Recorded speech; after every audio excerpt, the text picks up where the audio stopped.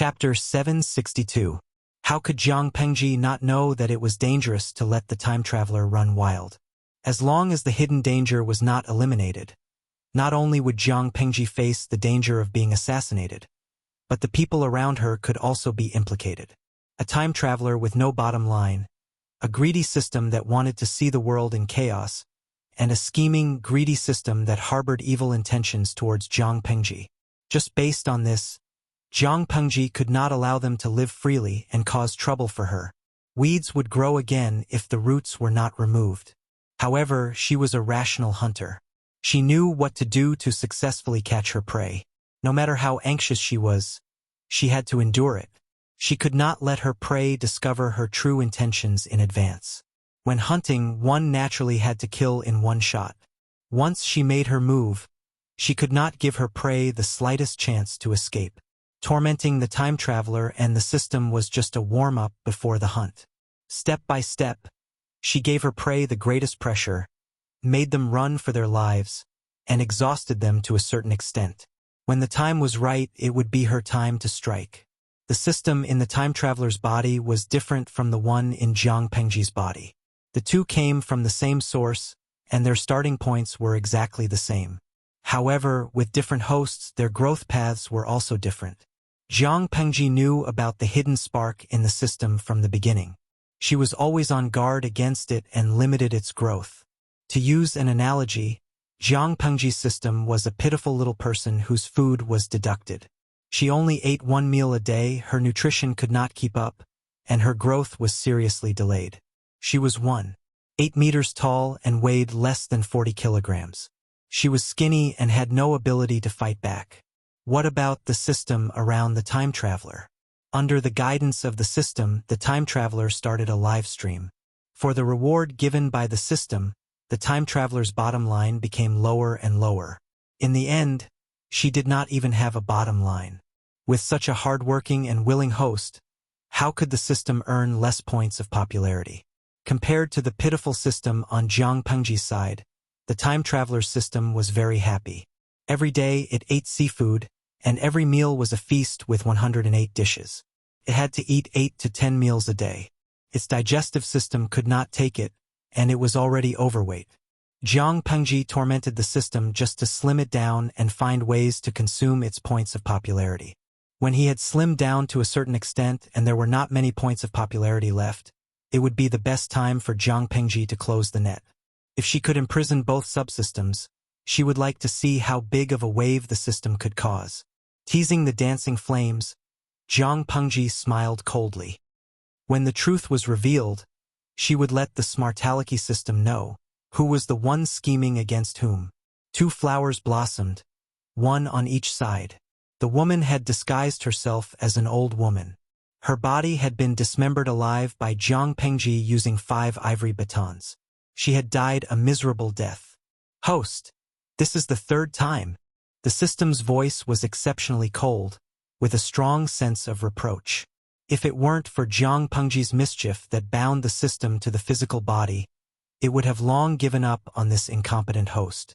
In just 1 or 2 months, it had died 3 times in the hands of the same person, and each time was more tragic than the last, which made the 3-corpse god furious. The old woman's soul was pulled into the system space by the system and restored to the appearance of the beautiful woman in the red dress. Her face was extremely pale, and her eyes were still filled with panic and fear that hadn't dissipated. Although it was only for a moment, the severe pain of being dismembered still brought indescribable pain and trauma to her soul. The system's reproach made her slightly come back to her senses, and she secretly licked her full red lips. Because of the system's guidance, she never thought that she was controlled by the system. What was the system? What was the host? Just from the word itself, it was obvious who was in the dominant position. In her mind, the system was just a string of data. In the past, the woman in the red dress could tolerate the system's criticism because of their common interests. Now that she had suffered setbacks one after another, she was also annoyed. The 3rd time is the 3rd time. Who gave me the rotten idea? System, you said that exposing Lu Shi's identity as a woman would teach her a lesson. Now that it failed, you put all the blame on me. Who do you think you are? You're just data that isn't even a person. Don't put on airs in front of me. If you continue to provoke me, I'll go on strike now. Find another host if you can." The woman in the red dress was so angry that she said these words out of anger. She didn't know that her angry words just hit the system's sore spot. F***CK. If I could change the host, why would I still argue with this idiot here? At first, the system chose the woman in the red dress as its host because it saw that she was easy to control. She had the intelligence of an ordinary person, was a little greedy, liked to reap without sowing, had a lot of unrealistic daydreams in her head, was vain, bullied the weak and feared the strong. The system liked this kind of host the most. She wasn't too stupid, but she wasn't smart either. She had weaknesses that could be easily controlled and made her the most obedient puppet. Now, it seemed that she was too stupid. She was incompetent, and even with the system's help, she was still beaten half to death by Jiang Pengji. The system was not afraid of this host at all. It had cooperated with her for more than 20 years and knew her true colors too well. It sneered, "Host, according to the original contract, you can unilaterally go on strike at will. Aren't you afraid of electric shock punishment or obliteration?" When the woman in the red dress heard the words electric shock punishment and obliteration, her body subconsciously trembled. "I haven't done anything wrong now. What right do you have to obliterate me?" For the woman in the red dress, nothing was more powerful than this threat. No one knew that she wasn't like this in the beginning. As a small online streamer who accidentally traveled to a strange and different world and had a powerful live streaming system in her head, she seemed like the standard for a female lead in a romance drama. The system's behavior was also similar to that of a novel. She became more and more convinced that she was extraordinary. At first, the system used its own tasks to test her bottom line and make her do things she didn't want to do. She was also unhappy. It was just a system, but it wanted to control her. Who was the host and who was the obedient servant? She completed 2 tasks and tasted the sweetness. She resisted the 3rd task, and the system judged her failure. The price of failure was a 2nd-level electric shock punishment. She didn't dare to recall that painful feeling after experiencing it once. On one hand, there was the generous reward for completing the task, and on the other hand, there was the painful punishment for failing the task. She cleverly chose the former. Even if the tasks issued by the system made her frown and made her feel uneasy, she still worked hard to complete the tasks when she thought of her own interests. As long as she was well, what did the life and death of other people have to do with her? When her streamer level reached the top, she would be able to travel back to this world with her gains from all these years. This world would have nothing to do with her. It was a little like, after I die, who cares about the flood? As long as her interests were not harmed, the life and death of others had nothing to do with her. The system said darkly, "Host, do you need me to remind you how many popularity points you owe me now?" Chapter 763. Although the debtor was the boss, this did not apply to the system. Not only did the system control the debt, but it also controlled the life of the woman in red. "Host, let me remind you again. You were the one who first proposed to expose Lu Shi's identity. You also thought that the crime of deceiving the emperor could bring down the father and daughter. You're just telling me your thoughts, and then you want me to be a follower and push the blame onto me." The system was not without a temper. It had failed again and again. This had already worn out the system's patience with the woman in red. However, Jiang Pengji had bound the system to the body of the woman in red. As long as Jiang Pengji did not release the woman, the system would not be free at all, let alone find a new host. Before Jiang Pengji kicked the bucket, the system could only pinch its nose and bind itself to the foolish host, cleaning up after her mess. The woman in red's face was flushed. It was not from embarrassment, but from anger. She did not know much about politics. How would she know that deceiving the emperor was not a serious crime? She could only blame the television dramas she had watched in the past. They made her think that deceiving the emperor was a crime that could easily lead to the death of a person's entire family. Speaking of which, it was rather funny. In the past, the reason why the woman in red had been able to thrive was because of the system's golden finger, not her own brain. She had been wholeheartedly focused on how to fight for favor in the palace and how to please the audience in the live broadcast room. When had she ever studied the situation or politics? With the system, her face could be flawless. Her skin was fair and tender. Her figure was as graceful as the devil, and her curves were curvaceous. As for talent, with a skill book, she could be promoted from an ordinary internet celebrity to a global goddess in minutes. With the help of the system, she could not only use her appearance to capture men's attention, but her body was also very mysterious. What were the masterpieces and the white tiger? They were just child's play. There were more mysterious treasures that could make men crave the taste. It was like poison seeping into their bones. It was difficult to quit once they were addicted. If the senses of the body were used as an analogy, a man and a woman in red rolling in the sheets was like eating the world's best delicacy. Could conquer the taste buds in one go. A man and an ordinary woman rolling in the sheets was like eating rancid porridge and sour rotten vegetables. How could the taste be the same? The former was watertight, while the latter was like an inelastic cowhide bag. It was puffing and leaking air. When it came to seducing people, the red-clothed woman was very familiar with them. But when it came to the political situation, she was completely clueless. How could you expect a useless person raised by the system to put in the effort to learn boring politics? She took it for granted that deceiving the emperor was a serious crime. She did not know that the current emperor had no prestige to speak of. The imperial power was loose, and the royal family had lost all face. They could only struggle at death's door.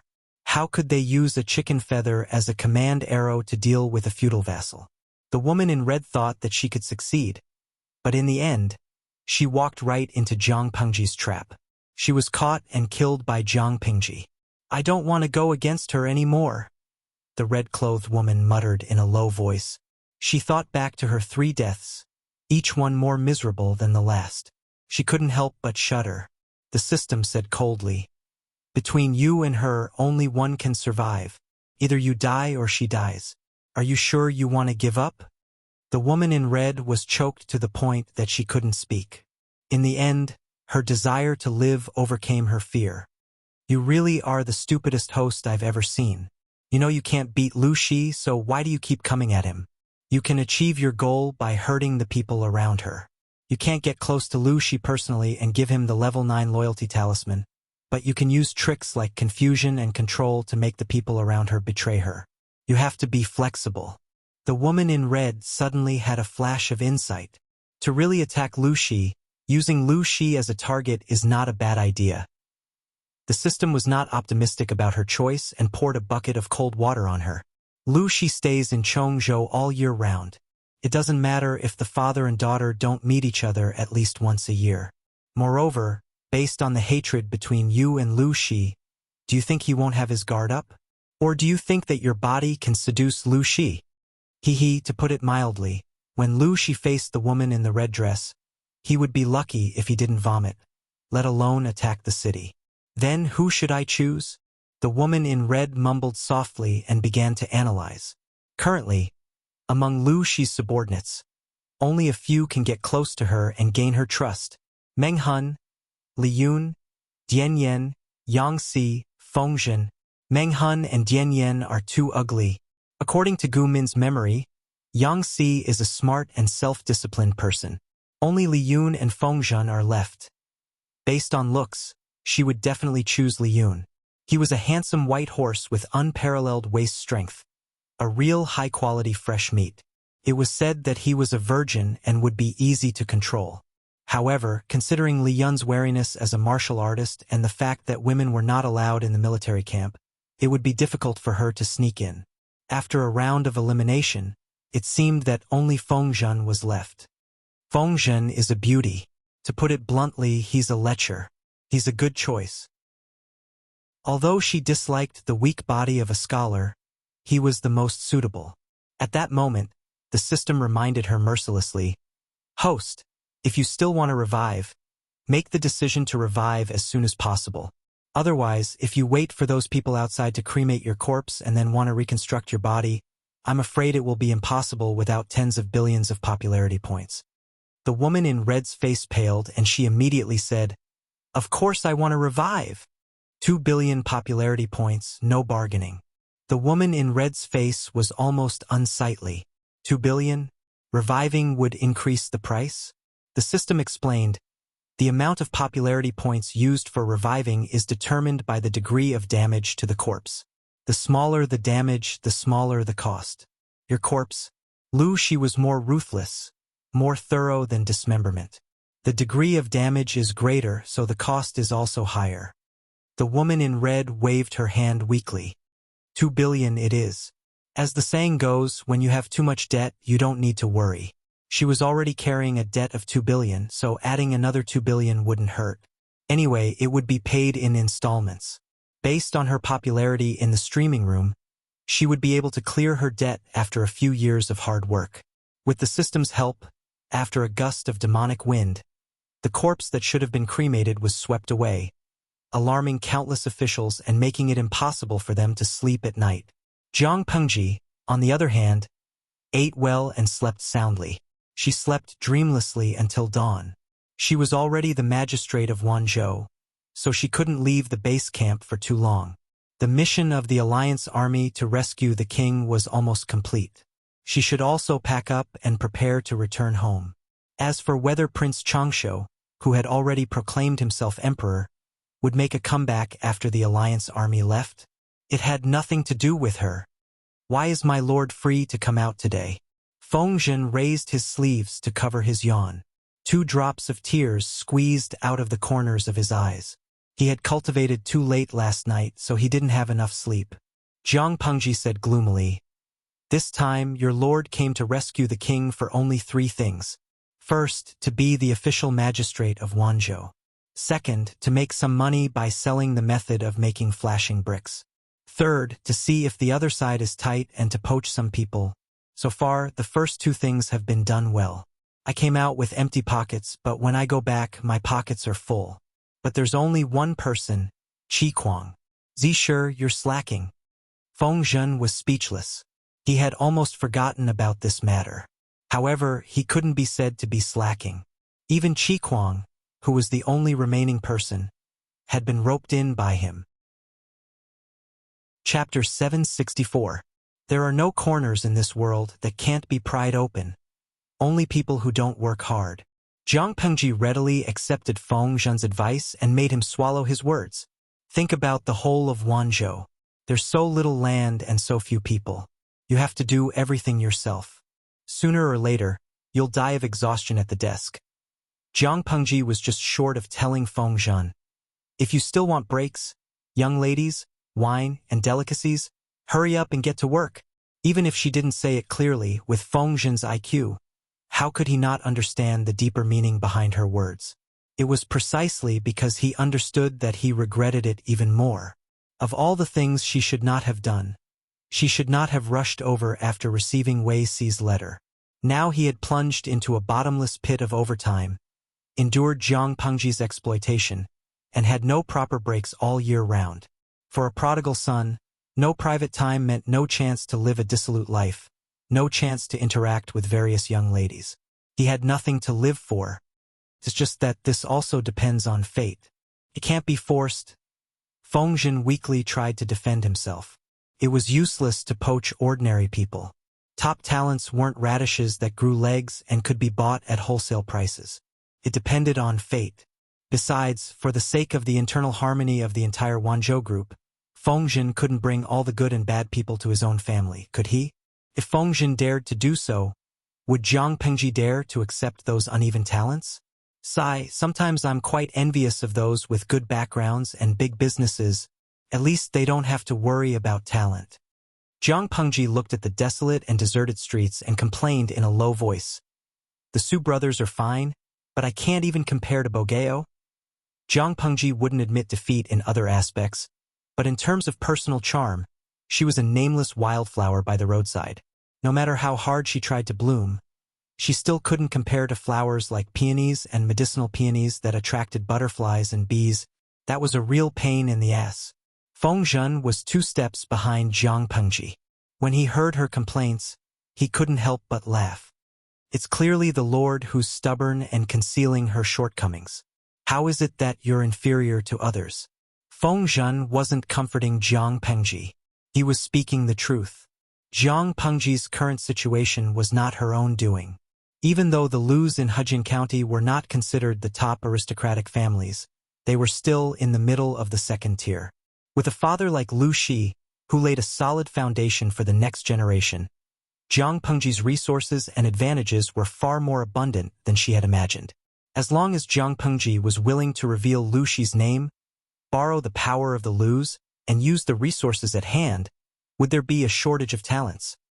He might not be able to surpass the Su brothers, but he was more than capable of defeating Huang Song.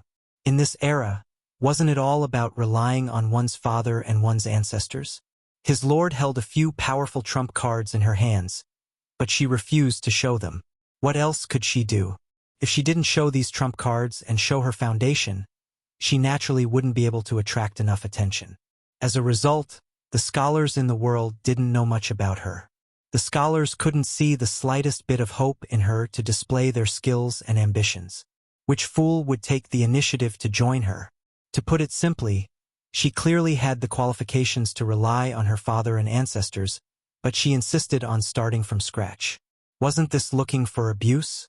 Not only did his lord want to abuse herself, but she also wanted to drag her subordinates along with her. This was very torturous. However, Feng Zhen seemed unreliable, but in fact he had a clear mind. He could see through everything. His lord refused to borrow the power of her father and the clan.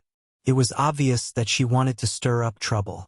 She was born into an aristocratic family, but she wanted to attack the aristocratic families. Did you think this child was a bear? Jiang Pengji waved her hand weakly and frowned. I know what you want to say. Since this is the path I chose, I will finish climbing it even if I have to kneel down. It's very difficult for me to do it alone. Don't I still have you guys? In short, I'm short of people now. Go and poach them for me. After talking for a long time, the topic still went back to the original topic. Feng Zhen expressed that he was weak and didn't have the strength to wield a hoe. Jiang Pengji was so angry that she laughed. She stood still and asked him, "Then what do you want?" Feng Zhen muttered to himself for a while and said, "Speaking of which, there are many places in the imperial city where one can seek pleasure and relax the body and mind. It's rare for me to come here. If I don't see the scenery of the human world, wouldn't I have come for nothing? I really don't have any other intentions. I just want to go and experience it." Jiang Pengji chuckled. An old mast that has seen thousands of sails wants to go and experience it. This is definitely the coldest joke I've ever heard.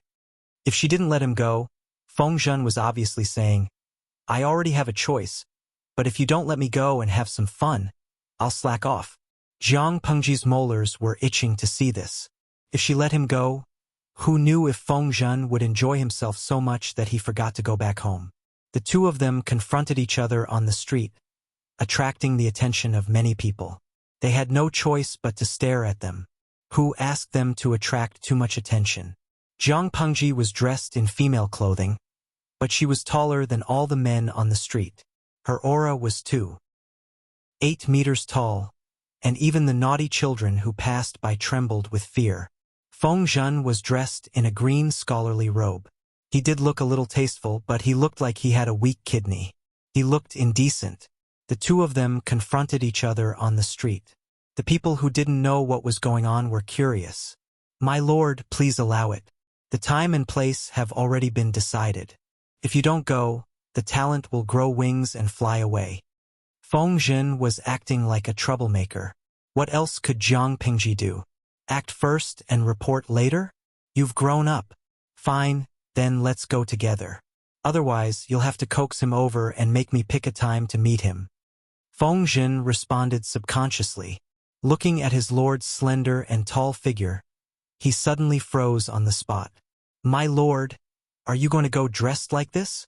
In the past, he didn't know that Jiang Pengji was a woman. He was still trying to abstain from hanshi powder.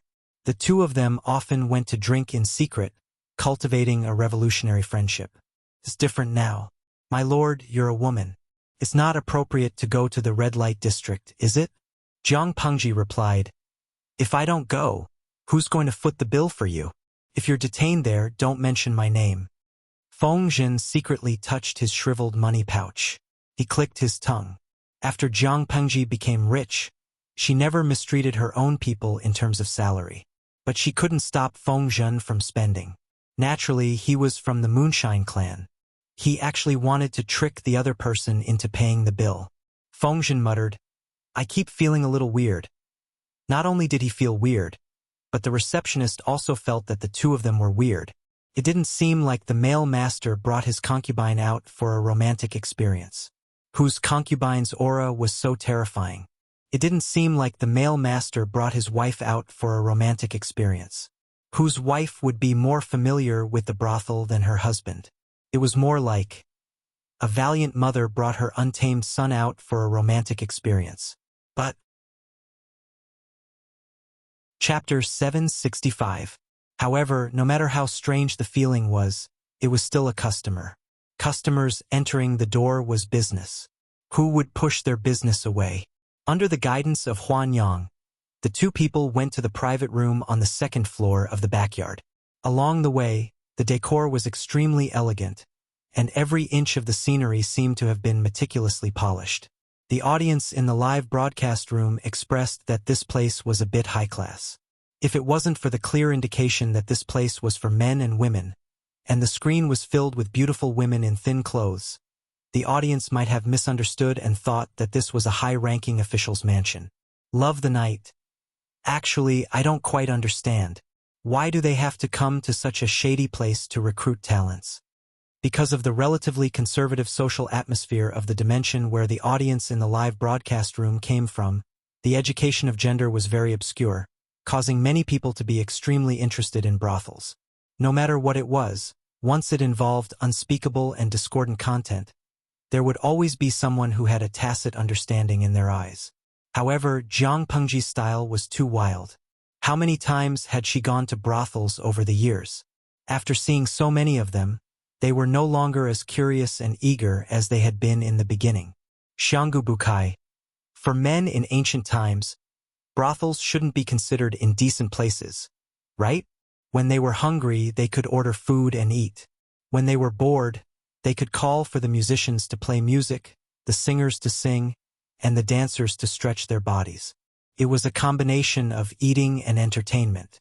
If they talked too late, they could still use this place as a hotel to stay, and at the same time they could also ask for a girl they liked. Although the brothel was a place for pimping, its functions were very complete.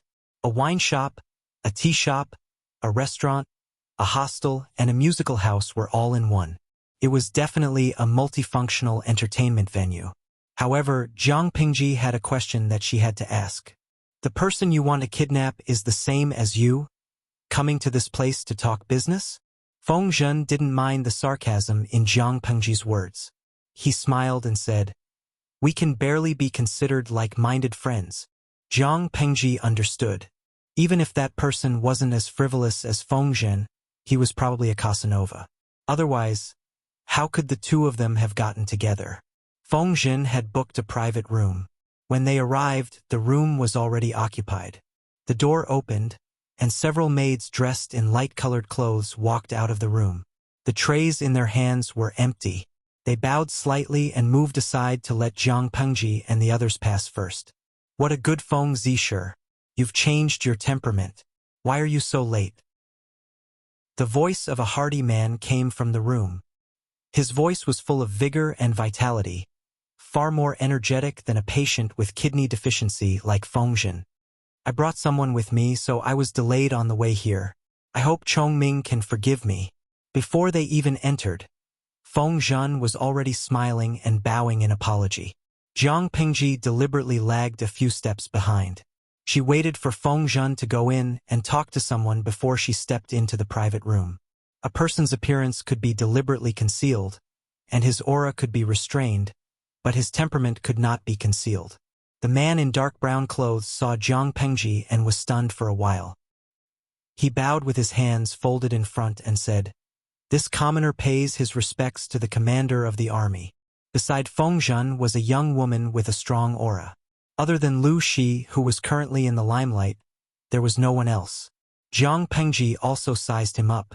This man, whom Feng Zhen called Chong Ming, was about 30 years old and had a beautifully trimmed goatee. His face still looked very youthful, but his eyes carried a calmness that a young man didn't have. No matter how one looked at him, this person was much more reserved and restrained than Feng Zhen. Jiang Pengji said casually, "No need to be so polite. I just hope that you won't blame me for being an uninvited guest." No. The fact that Magistrate Lu is here is a great surprise to this commoner. Jiang Pengji wasn't familiar with the man, so she didn't deliberately intervene in their conversation. She just deliberately restrained her aura and lowered her presence. On the other side, the man secretly winked at Feng Zhen, asking with his eyes what was going on.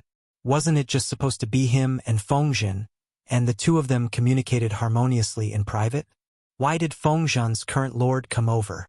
Feng Zhen smiled bitterly and pointed at the shriveled money pouch hanging on his waist. The man instantly understood. Although he understood, he still felt a little uncomfortable. For example, a man and a woman chatting on a blind date with more than a dozen friends and relatives next to them. How could they feel at ease? Jiang Pengji also realized that it was inappropriate. She simply found an excuse to go out for a walk, giving them some privacy. Your lord's aura doesn't seem like that of an ordinary person. No wonder Zixiao has such a high opinion of her, the man said. Feng Zhen was surprised. Zixiao wrote a letter to you? He did. Zixiao praised her so much in the letter, as if he was praising his own son. I've known him for so many years, but I've never seen him praise someone so hard. But at that time, I was going to try my luck with the Su brothers, so I politely declined his invitation. The man's surname was Xiao, and his first name was Guang. His courtesy name was Chong Ming. Feng Zhen made an O sound. He wasn't surprised by Xiao Guang's choice.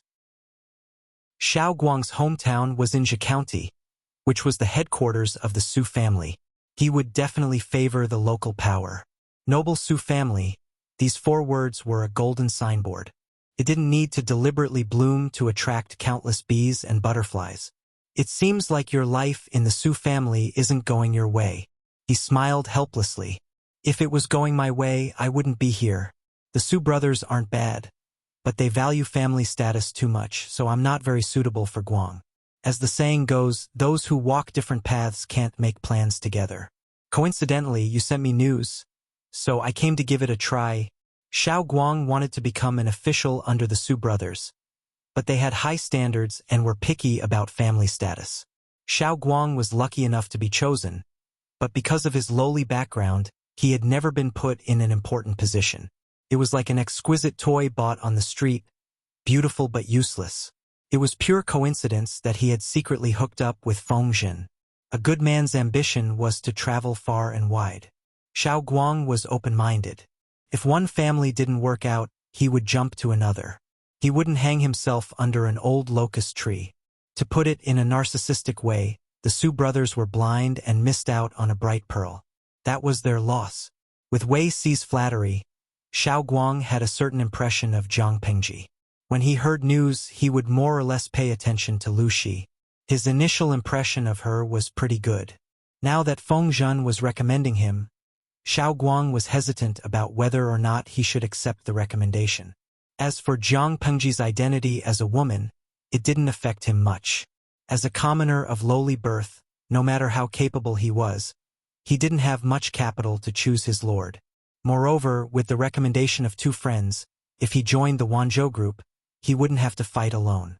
As long as he could stand out and fulfill his ambitions, he didn't care if his lord was a man or a woman, a dog or a human. It was a bold idea, but it could be seen that Xiao Guang was a hardworking and practical person. In other words, it was, "Don't touch that job, let me do it. Look at my lord. Is she satisfied?" Feng Zhen winked. Xiao Guang had a strange expression on his face. A woman who can go to a brothel with you, it's really hard to explain. Although Wei Ci and Feng Zhen's recommendation was very tempting, he felt that a woman who could hang out with Feng Zhen wouldn't have such a frivolous personality, right? Thinking about the losses he had suffered at the hands of Feng Zhen and Wei Ci, He always felt the urge to break into a run. Feng Zhen said, "How can my lord be an ordinary woman? What's wrong with visiting a brothel? If she doesn't come, will you pay the bill later?" Thinking back, when Jiang Pengji had abducted him, she had promised to play at public expense. Chapter 766. What do you think? Give me a definite answer so that I can pass it on to my lord, so that she won't stay out for too long and cause trouble. If Feng Zhen and Xiao Guang were a couple on a blind date, then Jiang Pingji was a group of friends and relatives. In order not to disturb their conversation, she went out to avoid arousing suspicion. Feng Zhen understood why she was doing this, so he didn't spend too much effort teasing Xiao Guang. He got straight to the point. If it was delayed for too long, who knew if his lord would cause some trouble in the brothel? This was a place where conflicts were high. If rumors spread that Lu Prefecture magistrate fought with someone over a beauty in a brothel, or the minister of the palace took his love away for the sake of a beauty, it wouldn't be pleasant to hear. If it happened to a man, it would be romantic, but if it happened to a woman, it would be a loss. After being warned by Yang Si, Feng Zhen more or less took it in. Occasionally, he would secretly worry about Jiang Pengji's identity as a woman so that she wouldn't be taken advantage of. Xiao Guang was speechless. He struggled internally. This isn't a small matter. I should give Guang some time to think about it. Based on the current situation, Wanzhou was indeed an excellent place to go. Lu Shi's background wasn't bad. Even though he was still a long way off from the Su brothers, he was still the son of an aristocratic family with a noble background. Lu Shi's power wasn't weak. It was best if Lu Shi gave him power. If Lu Shi wasn't willing to give him power, she could sit on a state and not be empty-handed. If Xiao Guang wanted to abandon the Su family and jump ship, Jiang Pingji was indeed a good choice. The key was, if he liked her, would she like him? It wasn't that Xiao Guang felt inferior, but one had to look at one's family background to become an official.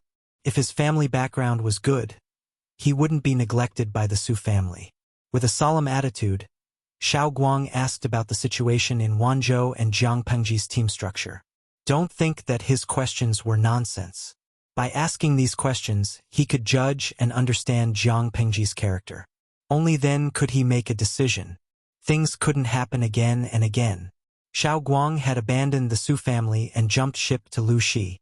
If he still couldn't get an important position under Lu Shi and was buried because of his family background, then what was the point of him jumping ship? Was he supposed to keep kicking Lu Shi and find another family? There were still some questions that needed to be clarified. Feng Zhen could understand Xiao Guang's worries, but he didn't expose the other's attempt to test him.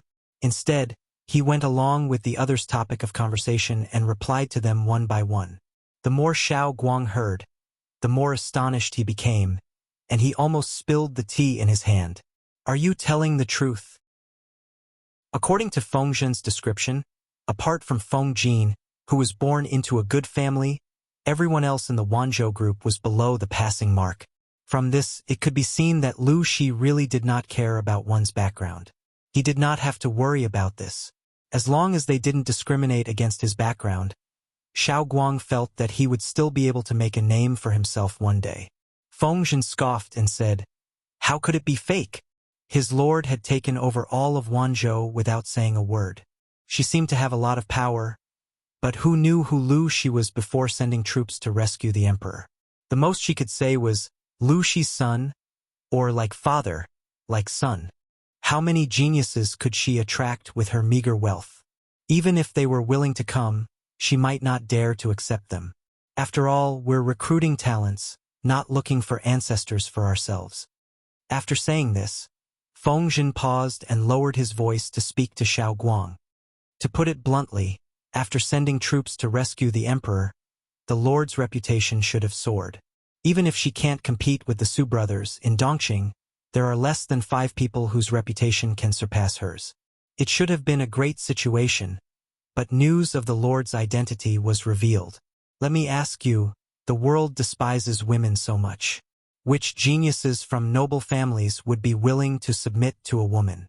Even if Dongqing was not like Zhongzhou, where the 4 self-accomplishment classics for women was rampant, it was still affected to a certain extent.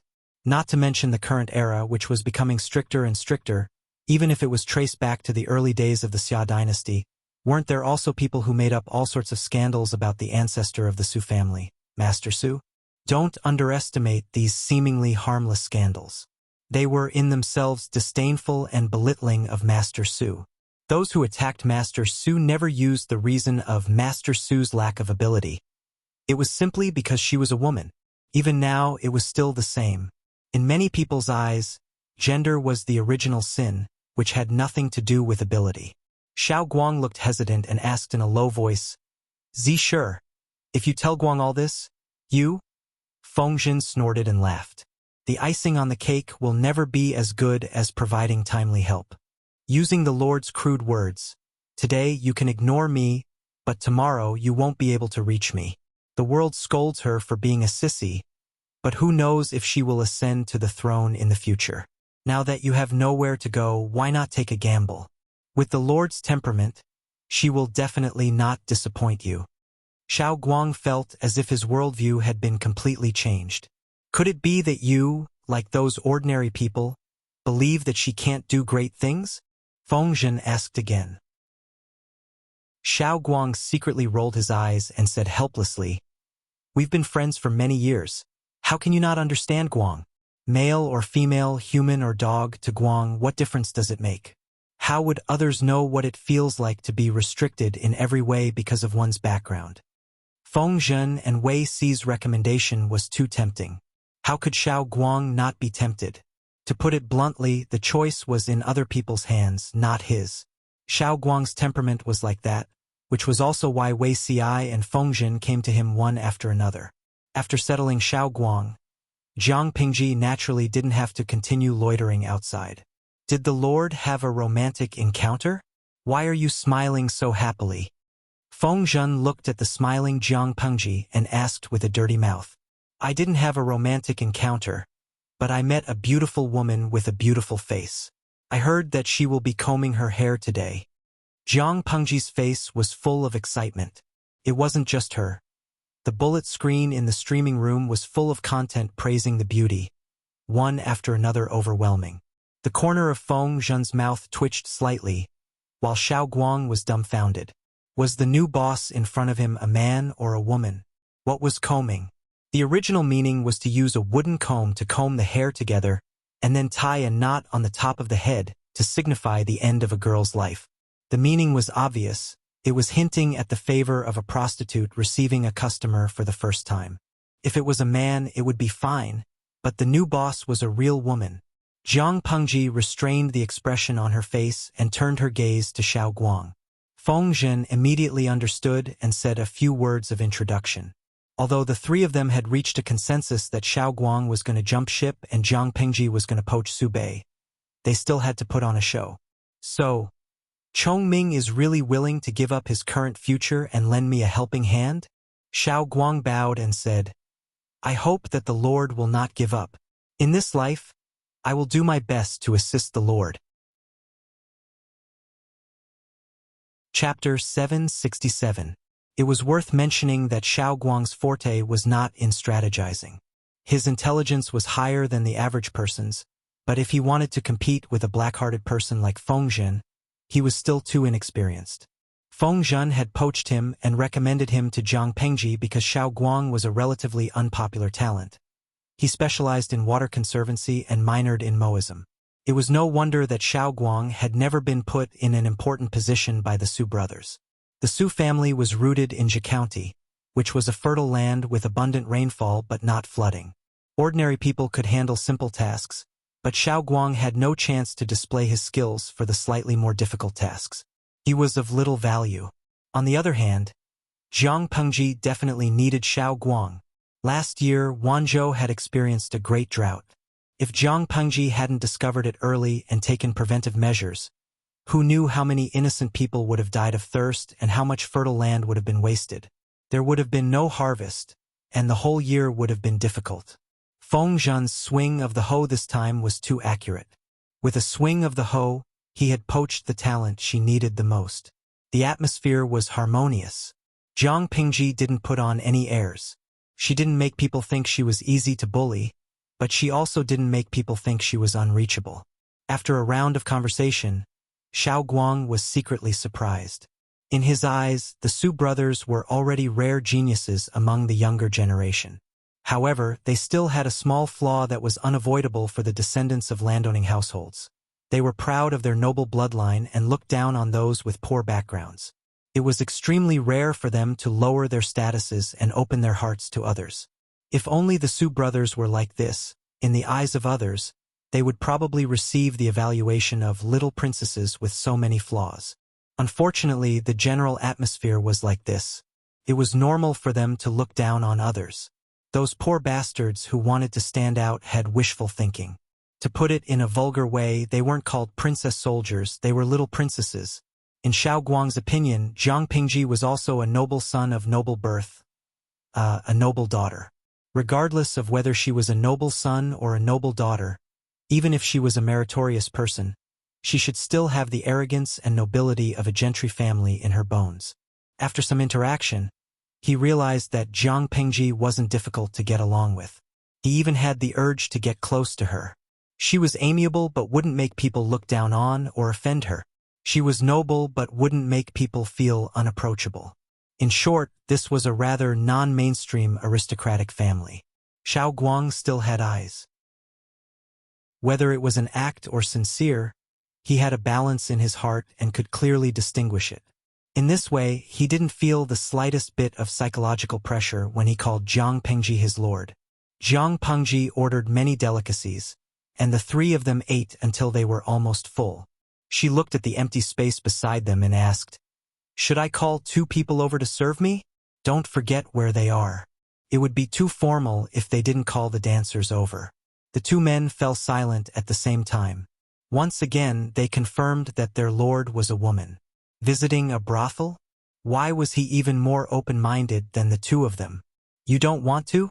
It's rare for me to treat you. If you're wrong, there won't be a next time."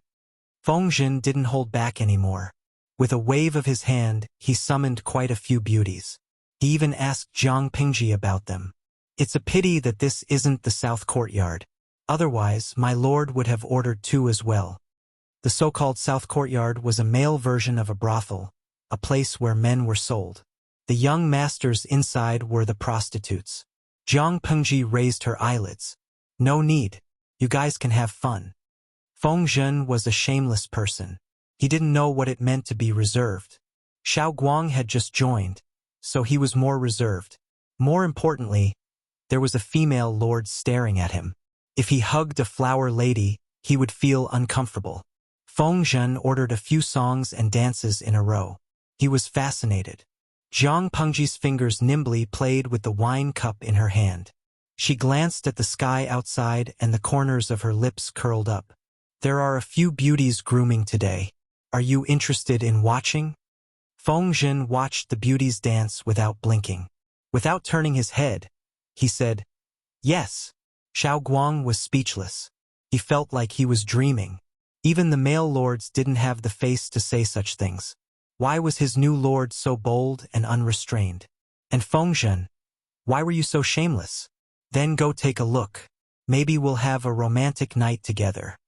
As she said this, a strange look flashed in Zhang Pengji's eyes. Fengzhen and Xiao Guang didn't notice. Once again, Xiao Guang felt that his new lord was a little speechless. The brothel wasn't small. This time, there were 9 beauties, all between 14 and 16 years old. Looking at the young girl on the stage, the viewers in the livestream felt a little heavy. In the past, when Zhang Pengji visited brothels, she had encountered beauties grooming.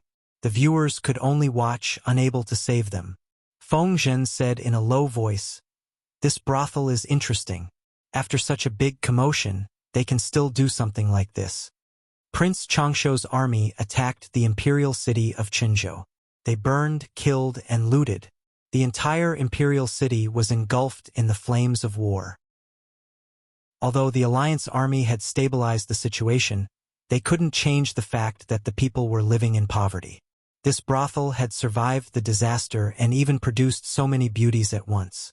It was really impressive. Zhang Pengji curled her lips and said, "I see a girl up there looking at you." Fengzhen noticed it too. The young courtesan girl who had been looking at him shyly was dressed in pink. She was about 15 or 16 years old. Her face was still a little immature, but she already had a beauty that could cause the downfall of a city. She was young, but her figure was curvaceous. She was not that hot and mature, but rather a little immature, somewhere between mature and immature. She stood there alone, and the 8 people around her immediately fell to the ground. She was the center of attention. Now, the center of attention was secretly looking at Fengzhen. Fengzhen said proudly, "She's still as charming as before. Young lady, you have good taste." Zhang Pingji chuckled. Sure. I see that your house is empty. You don't have a considerate person to take care of you. Why don't you buy one? Zhang Pengji's eyes were filled with malice and mockery. She suggested to Fengzhen, "They're all young girls. If they stay in such a filthy place, I don't know what will happen to them. If you buy one, even if you don't give her a title, she can be your personal maid to take care of you." Based on what she said, she could be considered the best lord in the 5 countries. How can my lord make fun of others? Fengzhen shivered and begged for mercy. The naughty children at home are already enlightened. I really shouldn't harm young girls. I appreciate my lord's kind intentions, but I can't accept them. How could Fengzhen not know Zhang Pengji's temperament? Similarly, how could Zhang Pengji not know Fengzhen's temperament? Fengzhen liked young ladies, but they should be mature and charming young ladies. He'd never touched these kinds of unripe fruits. It wasn't the first time that the 2 of them had colluded to drink in a brothel. How could his lord not know what he liked? He only liked mature ladies. He didn't like young girls. Chapter 768. If one didn't understand Fengzhen, they might think that he was a gentleman, but in reality, even the audience in the streaming room saw through his tricks. Uncle loves lowly. This is definitely the funniest joke I've heard today. Fengzhen doesn't want the fat meat that's right in front of him. Young beauty royal sister. That lady is so pretty. She'll mature in another 2 years. She'll be as pretty as Sister Huijun. Fengzhen actually said he didn't like her. Streamer. Did the sun rise from the west on your side? Has Fengzhen changed his mind? Zwizen Beishijing. I'd rather believe that the sun rises from the west than believe that Fengzhen will change his preferences. Guikai Guofengxiu. A prodigal son is a prodigal son. I don't believe that he'll repent. He must be playing hard to get. Faced with the questioning and ridicule on the screen, Zhang Pengji smiled and teased Fengzhen. Didn't you complain that you don't have anyone close to you? Zhang Pengji bluntly exposed Fengzhen's disguise and said bluntly, "Now that I've agreed to find you one, why are you acting so reserved? Do you want to be a saint who doesn't lust after women? I'm telling you, this won't happen again. I'm in a good mood today. If you want the girl up there, I'll buy her. If you don't want it, don't make a fuss in the future." Fengzhen frowned. He knew Zhang Pengji. The lord in front of him had a black heart. When had she ever been so generous? She was so stingy that she wouldn't even give him a break. How could she reward him with a beauty? Fengzhen frowned. He realized that things weren't as simple as they seemed. "Do you want it?" Zhang Pengji smiled and leaned against the table. She supported her chin with one hand and held a wine cup in the other. Her eyes carried a hint of mockery. Fengzhen gathered his thoughts and secretly gritted his teeth. He smiled and agreed. "It's rare for my lord to spend money. Of course I can't miss it. But with such an outstanding beauty, I'm afraid the price of combing her hair won't be low." He wanted to see what his lord was up to this time. Zhang Pengji teased him lazily. "Zisher has done me a great service and recommended me well. It's just a beauty. How can it be considered spending money? Not to mention one, even if you want all 9 on the round table, as long as you think you can handle it, I don't mind buying all of them for you." Fengzhen. He didn't even like one lowly, let alone 9. Don't be fooled by his unrestrained private life. It wasn't that he didn't have principles. He shook his head seriously and said, "My lord, please don't joke with me. With my body, I still need to take care of it. I can't withstand any torment." In order to avoid Zhang Pengji's dirty tricks, he started to defame himself and said that he couldn't do it anymore. Jiang Pingji knew when to stop. She pointed at the beautiful girl in the middle and said, "No matter how I look, this girl is the most beautiful. Which man doesn't like good-looking women? Zishur is also my right-hand man, so he should be matched with the most beautiful woman. How about choosing her?" Feng Zhen agreed with a smile on his face, but on the inside, he was frowning fiercely. He felt a little uneasy. How could he not know what kind of person his lord was? The more this person was like this, the more uneasy he felt. The unknown always made people nervous. Feng Zhen couldn't guess Jiang Pengji's intentions, so he could only focus on dealing with it. He was not a fool. How could he believe Jiang Pengji's words? If she was really considerate of her subordinates and wanted to show her kindness, she could just let everyone have a break. Why would she need to send beauties? He was afraid that she was a demon in the skin of a beauty. Of the 9 artists, only the one in the middle has the most beautiful appearance. Xiao Guang didn't know what was going on and agreed. He secretly sighed at the good relationship between Jiang Pengji and Feng Zhen. He felt more and more satisfied. My lord has good taste.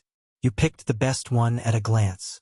Jiang Pengji smiled and asked Xiao Guang, "Does Chongguang want to choose one as well?" Seeing that the fire was about to burn him, Xiao Guang smiled bitterly and declined. "I have wives and concubines at home. They've been together for many years. I can't bear to add another person."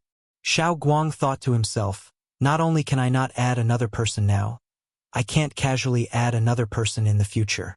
My lord is a woman. Why would she like to see her subjects have multiple wives and concubines? Feng Zhen's situation was special. He didn't have a wife or concubine in his backyard. It was normal for my lord to bestow another person. As they spoke, the artists on the stage appeared one by one. Other than the one with the best looks, the other 8 weren't bad looking either. There were all kinds of them, each with their own characteristics, and they attracted a lot of hot gazes. Lively and cute, sweet and charming, pure and quiet, steady and generous, elegant and elegant. Their looks were limited by their age and hadn't fully developed, but one could already see the charm they would have in a few years. To put it simply, the beauties in the palace were nothing more than this. The young artists with braided hair were all wearing black wedding dresses. The guest who offered the highest price would be her groom for the night. The rich and the nobles were competing with each other. The pimp who was the MC on the stage was so happy that she could only see her teeth. The artists were ranked according to their social status and appearance. The most ordinary ones were ranked first, and the best ones were ranked last. Without a doubt, the beautiful girl who attracted everyone's attention was the most precious jewel of the night. A storm of blood was about to start. Looking at the final prices of the artists in front, Feng Zhen's brows furrowed even tighter. Something was wrong. According to this price, the last lady will cost at least 200,000 strings of coins. My lord, you... Jiang Pengji was generous to her subordinates and gave them generous benefits, but she didn't like to waste them. She was generous to her subordinates because they deserved the salary. It was an equivalent exchange. But this girl in front of him? Other than her good looks, what else could attract Jiang Pengji to spend so much money to bid for her? If his lord was a man, he could understand. Spending a lot of money for a beauty was a romantic thing to do. But the lord was a woman. It was ridiculous to spend so much money just to buy a courtesan to serve her counselor. Wait, there's no hurry. Jiang Pengji smiled and drank a cup of wine, indicating for Feng Zhen to not be anxious. I'll definitely let you be the groom tonight. The beauty won't fall into the arms of others. Your lord is quite reliable at times like this. Don't panic. Feng Zhen was speechless. He would rather his lord not be so reliable. After a few rounds of intense bidding, the atmosphere of the grooming ceremony reached its peak. The pimp was wearing heavy makeup that day. She looked as if she was marrying off her daughter. Well, for the pimp of a brothel, holding a grooming ceremony for her subordinates was in itself another way of marrying off her daughter. The strange thing was, the 8th artist had already finished her bidding, but the 9th artist still hadn't moved. The guests below the stage had some strange reactions. Chapter 769. A girl from a brothel naturally couldn't be the wife of a high official or a rich man. The brothel keeper had to settle for the next best thing, a concubine, and she'd even promised 1,000 gold coins. As soon as she said this, the crowd was in an uproar. Everyone looked at Miss Huaner passionately. Someone asked, "I wonder who Miss Huaner has taken a liking to?" As soon as the question was asked, Huaner shyly glanced in Feng Zhen's direction. Feng Zhen shuddered involuntarily, feeling weak all over. He didn't like young girls like her. When he used to wander around the red light district, he'd always found mature, beautiful women who understood the ways of the world. At least they wouldn't easily go easy on their benefactors. If it was a young girl like her, things would be different. Feng Zhen didn't want to hurt anyone's feelings. Being young and immature meant that she had little experience and would easily go easy on people. Zhang Pengji teased him from the side. "She's looking at you. She's obviously interested in you." Feng Zhen gritted his teeth and said in a low voice, "My lord, please don't tease me. She doesn't want a single cent of your money. Instead, she's bringing 1,000 gold coins to be your concubine. You're not moved at all?" Xiao Guang was surprised. But what surprised him even more was that his lord had already predicted this scene. Feng Zhen said righteously, "I'm not moved." While he was resisting the peach blossom that had been delivered to his doorstep, the other guests were also in an uproar. They didn't understand why a beautiful girl would take a liking to a poor middle-aged man who had a woman by his side. To put it bluntly, the man's eye bags were swollen and he had dark circles around his eyes. He was obviously weak and weak. How could he satisfy a young and beautiful girl? The girl was young and immature. How could they let such a beautiful girl marry such an unreliable, ordinary man? Seeing that a beautiful flower was about to be stuck in a pile of cow dung, someone stood up to object. "Miss Huaner, you're so beautiful. Why would you take a liking to such a poor, ordinary man?" "That's right. He even has a female companion by his side. He's obviously not the one to entrust his life to." On the stage, Lady Huaner raised her fan and covered her face slightly. She walked in front of Feng Zhen with dignified steps, completely shattering Feng Zhen's dream that Lady Huaner had taken a liking to Xiao Guang. She bowed slightly and looked at Feng Zhen with a burning gaze. "I am of lowly birth and know that I am not worthy of you. However, I am still delusional and hope that you will take pity on me and grant me my wish. Even if I don't have a title, I will gladly endure it." Feng Zhen smiled bitterly and said in a low voice, "My wife's great hospitality is something that I cannot accept. To tell you the truth, I am nearly 30 this year, and I have a child at home who is just starting out. It would not be good for me to delay you. Now that you are still in your prime, you will naturally find someone who will treat you sincerely." Huaner bit her red lips, which were illuminated by the candlelight, and her eyes were watery. "I truly love you, Lang Jun, no matter how many wives, concubines, and children you have in your family, even if I can only be a lowly concubine or not, as long as I can be by your side, I have no regrets." Feng Zhen. There was something wrong with the script. Zhang Pengji smiled and covered her mouth. "Since she likes you so much and has fallen in love with you at first sight, just accept her." Feng Zhen secretly cursed in his heart. His lord was obviously waiting for a good show. Xiao Guang also egged on from the side, laughing at Feng Zhen's embarrassment at being teased. Feng Zhen secretly took a deep breath.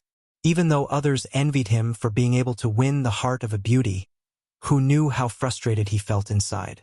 Not to mention anything else. Just his lord's behavior alone made him feel very perturbed. More importantly, Huaner had obviously come prepared, and her target was him alone. Normally, no matter how much love at first sight, seeing that there was a beautiful woman by the man's side, one would have some reservations and wouldn't be so thick-skinned as to stick close to him. But Huaner hadn't looked at Zhang Pengji at all, as if she already knew of her existence. Feng Zhen didn't mind making a bold guess.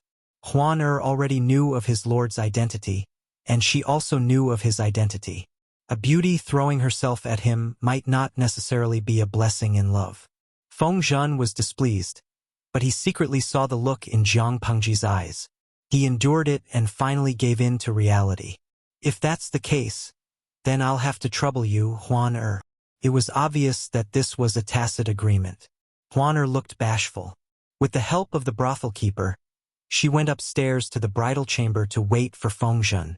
No matter how displeased the other guests were, they couldn't simply show their anger. The atmosphere was relatively peaceful. Jiang Pengji and the other two returned to the private room. As expected, the brothel keeper sent someone to deliver the dowry. She opened the box and took out the high-quality gold ingot. She had a chilling smile on her face. Go. Tonight's groom, your bride, is waiting for you. Don't keep her waiting. Fengzhen's expression darkened. He asked in a low voice, What does my lord mean? She knew what Huan was planning from the start, yet she still pushed him into the fire pit. It was obvious that she wasn't making him the groom, but rather a lab rat. Jiang Pengji said, Don't worry, just treat it as a blessing in love. Just accept it. Even though Fengzhen was a playboy, he wasn't completely unscrupulous. Even if Huan had ulterior motives, he couldn't not know the truth and sleep with her for no reason. Yet his lord kept him guessing and didn't want to tell him the truth. Since you're so curious, go find out the truth yourself. Fengzhen took a deep breath and looked at the gold ingots worriedly. I'm afraid I'll lose myself before I can get anything out of her. Jiang Pengji teased him playfully. Don't worry. Tonight is your wedding night. I'll guard the door for you. If she wants to harm you, just scream and I'll rush in to protect your chastity. Fengzhen's mouth twitched. He resisted the urge to kill his lord. Could it be a honey trap? Xiao Guang chewed on peanuts. Is she using this to sow discord between my lord and Zisher? To seek other benefits? Fengzhen said, It doesn't seem like it. If it's a honey trap, the price is too high. Who would be willing to waste a 26-year-old beauty on him? You'll know once you go take a look. Jiang Pengji continued to urge him. I'll disguise myself as a manservant and follow you in. Fengzhen said helplessly, Fine, that's all we can do for now. She had an unreliable lord, and her subordinates were even willing to sell their male charms. According to the rules of the brothel, Fengzhen changed his clothes. He looked like a bridegroom. In the wedding room, the beauty had already dressed up. The air was filled with a sweet scent. Putting down the circular fan, Huan saw Jiang Pengji behind Fengzhen. Her expression froze. She asked timidly, Lang Jun, this person? Fengzhen said heroically, She's just a manservant. You don't have to care about her. Otherwise, you'll miss the night. Jiang Pengji made her face look very ordinary. The audience in the streaming room sighed. Jiang Pengji wasn't putting on makeup. She was obviously changing her face. Huan didn't continue talking about the manservant. She and Fengzhen went through the procedure one by one.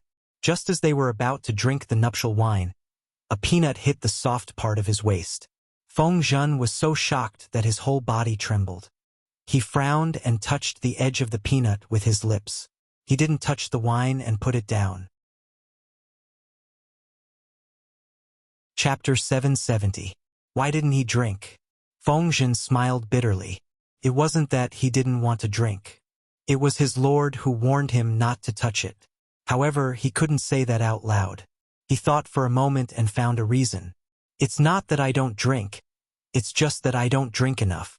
Fengzhen put down the gourd and said seriously, I've been weak and sickly since birth.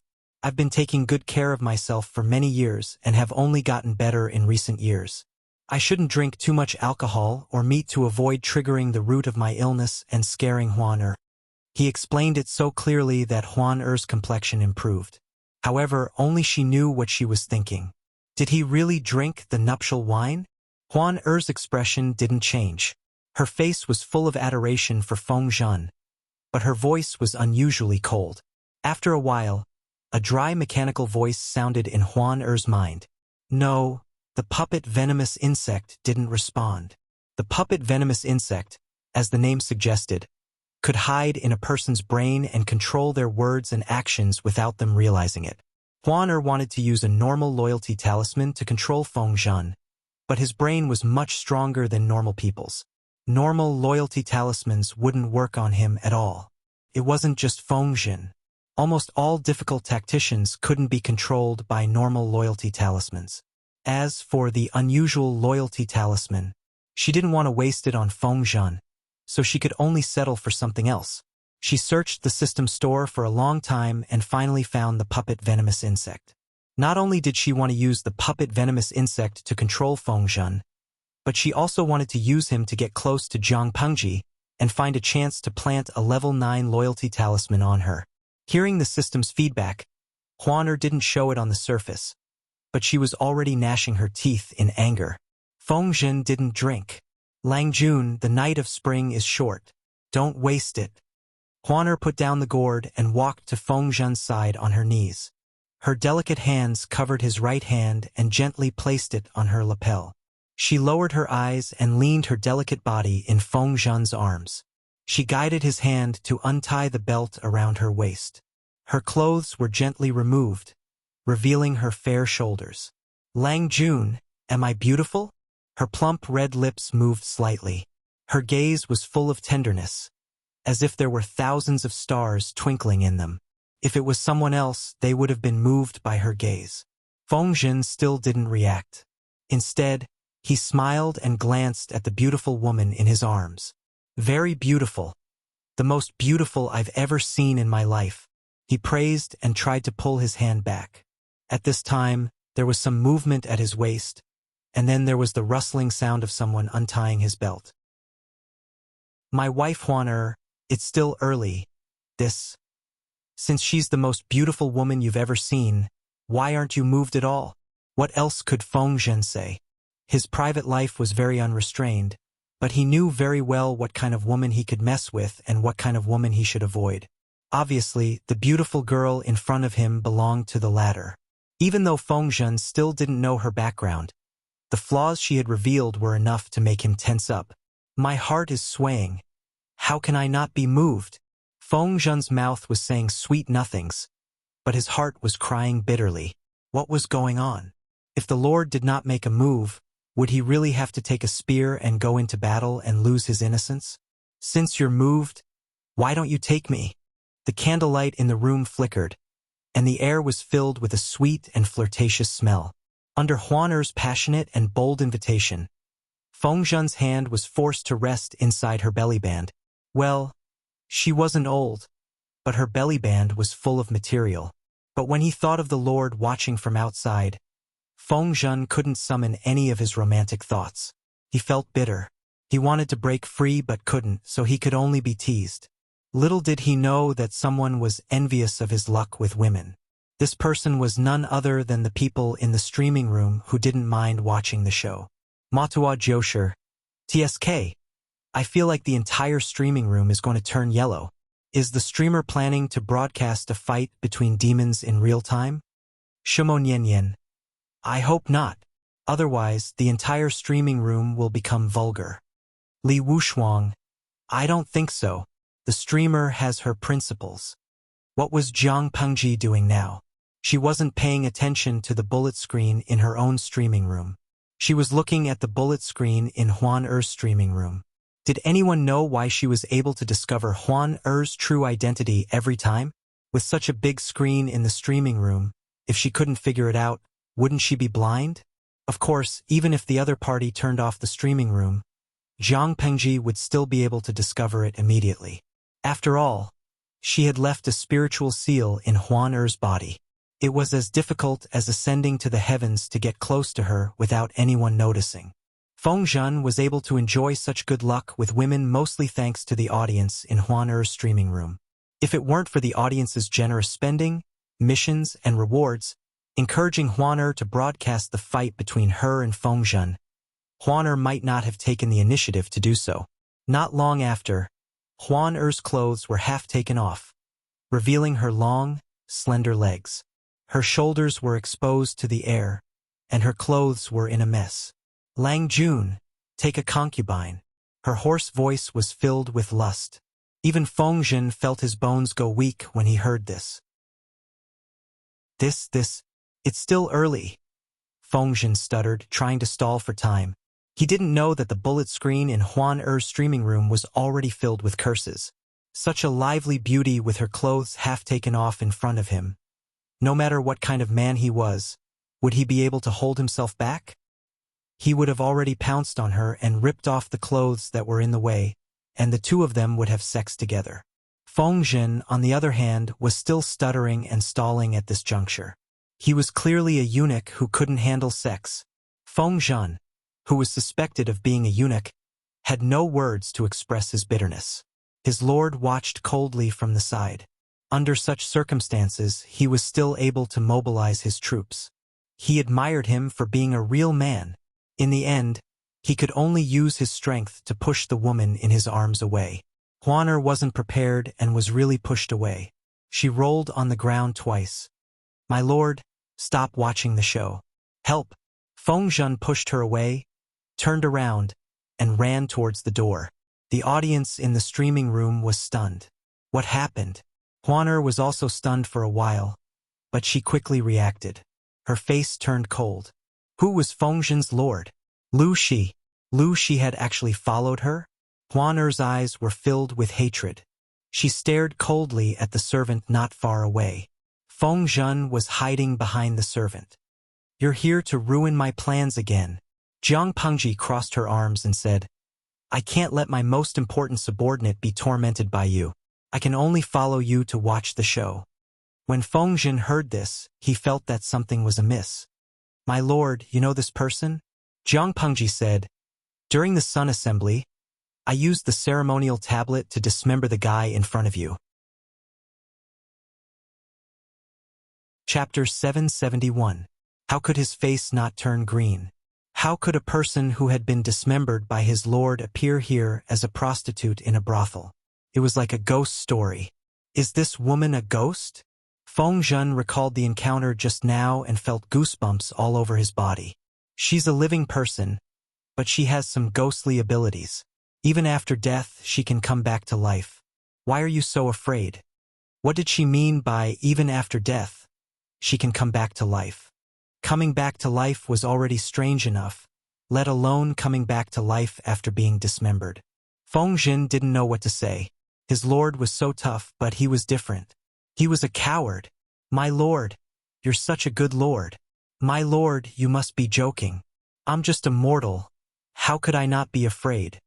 He had lived for almost 30 years, and this was his first time seeing a demon. It was already a miracle that he didn't lose his soul in fear. "You're afraid too? I really can't tell. If it weren't for me keeping an eye on you, perhaps you would have already fallen in love with her and forgotten yourself." Jiang Pengji stared at Huan Er's movements as she teased Feng Zhen. His face looked like it had been painted green. Thinking about that demon begging in his arms, Feng Zhen felt his stomach churn and he almost vomited. On the other side, Huan Er glared at Jiang Pengji with hatred in her eyes.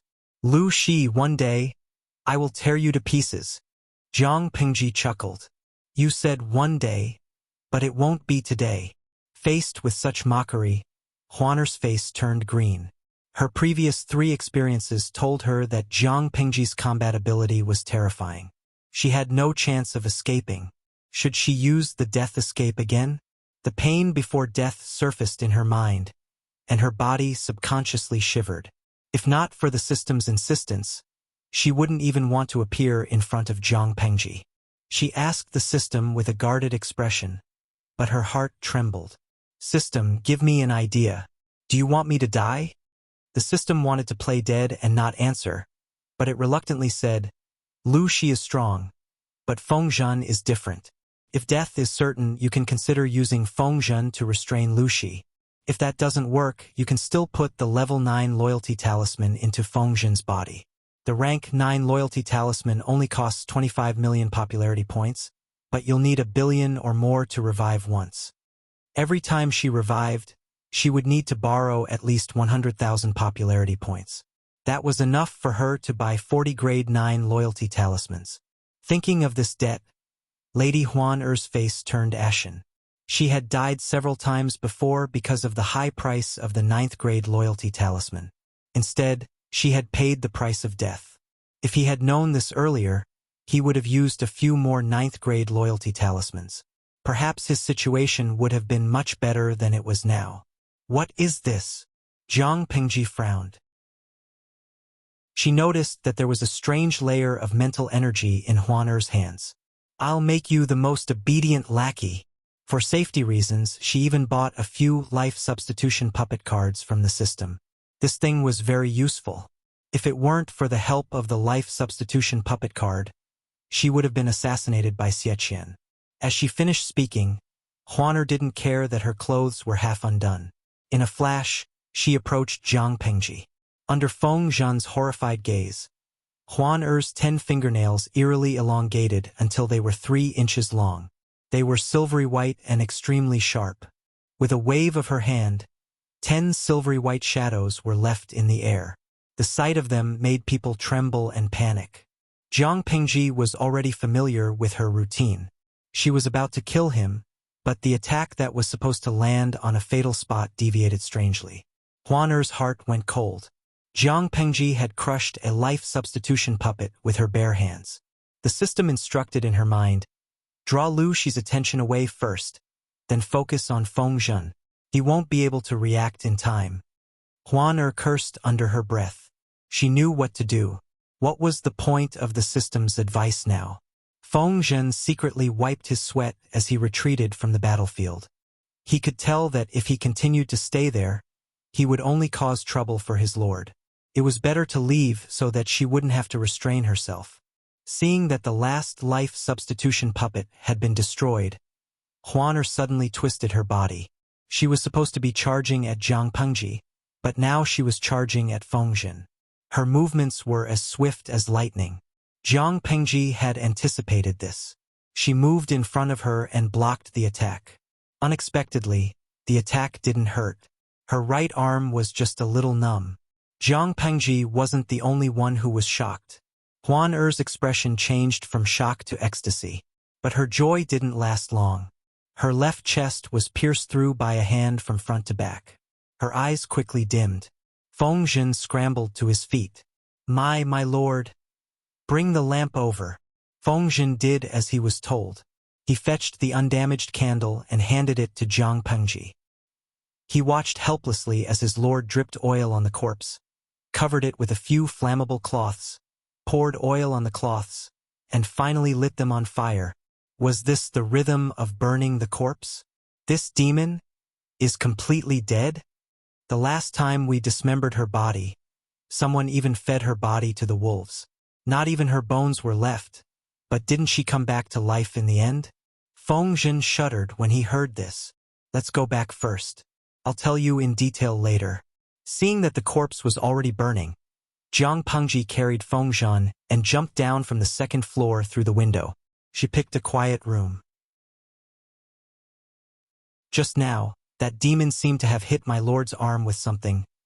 Feng Zhan recalled Huaner's words about turning you into the most obedient dog. He felt a little uneasy. I was indeed hit. That thing should be a spiritual mark that can forcibly control a person's soul. You won't understand even if I tell you.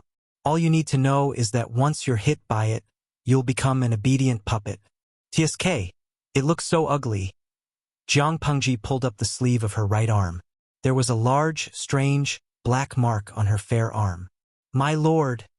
Jiang Pengji snickered. I got hit on purpose. Why are you panicking? When she finished speaking, the black mark on Jiang Pengji's arm seemed to come to life.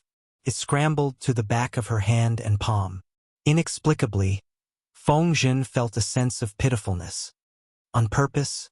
Including this time, I've killed her 4 times. The demon's target is me, but she's too stupid and fell into my hands 4 times in a row. Now she's become smarter and knows to target the people around me. I can guarantee that she can't hurt me, but I can't guarantee that she won't seize the opportunity to hurt the people around me. I've stopped playing with this thing a long time ago. I can't believe she still treats it like a treasure. Feng Zhan fell silent. Even so, it's not enough for my lord to personally take the risk. Jiang Pengji lifted her eyelids lazily. Only when I fall for it will she continue to target me and attack for the 5th time. If she returns without success this time, she'll only go into hiding and plot something else. This time it's you. Who will it be next time? I can defend myself once, but I can't defend myself a second or third time. Rather than that, it's better for her to continue targeting me and kill me every time she attacks. There was one more thing she didn't say. Not only was she worried that the time traveler would target her subordinates, but she was even more worried that the time traveler would hide away. Chapter 772. Fengzhen knew that he couldn't change Jiang Pengji's mind, so he said helplessly, "I've heard that demons are also a type of living creature. She's targeted you multiple times. Perhaps there's some kind of entanglement that no one else knows about. My lord, should we send someone to investigate so that we can learn more about ourselves and our enemy?" Jiang Pengji tore off a piece of cloth and wrapped it around her right hand to hide the black marks. As she wrapped it around her hand, she said, "There's no need. It's just a ghost. Why would we need to mobilize so many people? It's not like I have too much time on my hands to waste my energy on investigating someone like this. If she's not afraid of death, she can come at us. I guarantee that she won't be able to return. Her time was precious. It was already good enough that she could spare some time to deal with the transmigrator woman. How could she possibly spare any time to deal with her? If the transmigrator woman continued to work hard, she would be in the mood to keep her company." Fengzhen laughed bitterly. His lord's combat ability was already comparable to that of a ghost. Ordinary warriors could only look up to her. "If we leave just like that, what should we do with that demon's corpse?" Fengzhen frowned when he heard the commotion coming from the second floor. Most of the houses were made of wood. If the demon's corpse was allowed to burn, the entire building might be affected. Jiang Pengji's answer dispelled his worries. "It's fine. My opponent and I are fighting already. Someone outside heard the commotion and rushed over. Furthermore, that person's corpse was placed in an open space. The fire won't spread for a while, so it won't be a big deal." Just as Jiang Pengji predicted, people quickly came in with basins of water and drenched the entire room. When the fire was extinguished, they finally found a skeleton from the messy scene of the fire. Seeing the charred skeleton lying on the ground, the group carefully examined the black accessories beside the body. They confirmed that the person who was burned was Huan Er, and they were all horrified. Tonight was supposed to be the wedding night of a beautiful couple. How could a fire break out without a sound and burn such a beautiful woman to death? In an instant, the entire brothel was filled with an aura of fear. Everyone was panicking. "Report to the authorities. Report to the authorities right now. Someone's dead." Who exactly caused the death of Huan Er's wife? How utterly devoid of conscience. Beautiful women are unfortunate. I don't know which bastard would be so ruthless to even lay his hands on such a peerless beauty. The sounds of discussion continued. The onlookers gathered outside the boudoir and craned their necks to look inside. They could barely see the messy scene after the fire. It was a horrifying sight. Many of the guests recalled Lady Huan Er's heavenly beauty and sighed inwardly. If Lady Huan Er had chosen them as her husband tonight, they would not have mistreated her, nor would they have allowed her to die.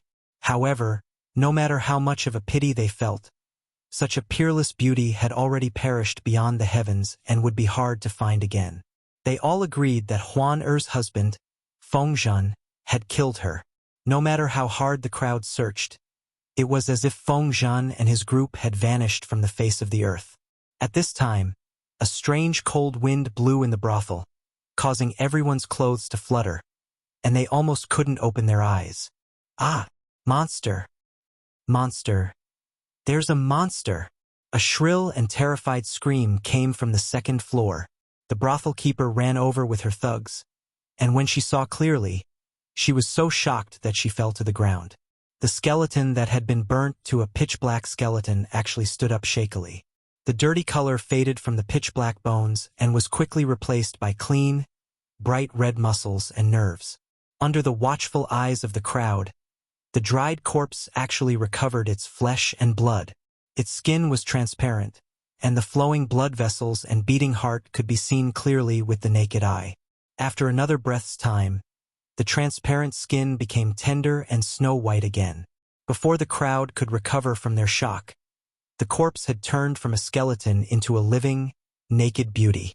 Her hair was as black as a cloud, and other than her hair, eyelashes, and eyebrows, her body was completely bare.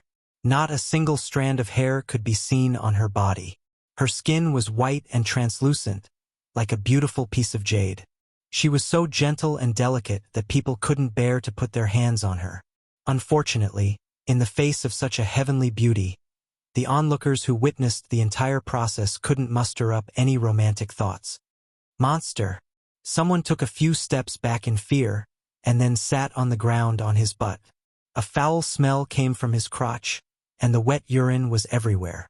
Suddenly, the monster opened her eyes. The crowd didn't dare to look her in the eye, and started to run away in a panic. Those who didn't run were mostly too scared to run. Seeing this, the monster sneered coldly, "Cowards!" With a wave of her hand, she tore off the tattered cloth that hadn't been completely burnt and used it to cover her private parts. Then, she jumped through the window and disappeared. Monster! Monster! Seeing this, the brothel keeper was so scared that her eyes rolled back, and she fainted. On the other side, the time traveler who was mistaken by the crowd as the monster hid in a safe place and changed into a red dress. She asked the system excitedly in her mind, "Did Lu Shi really get hit by the level 9 loyalty talisman?"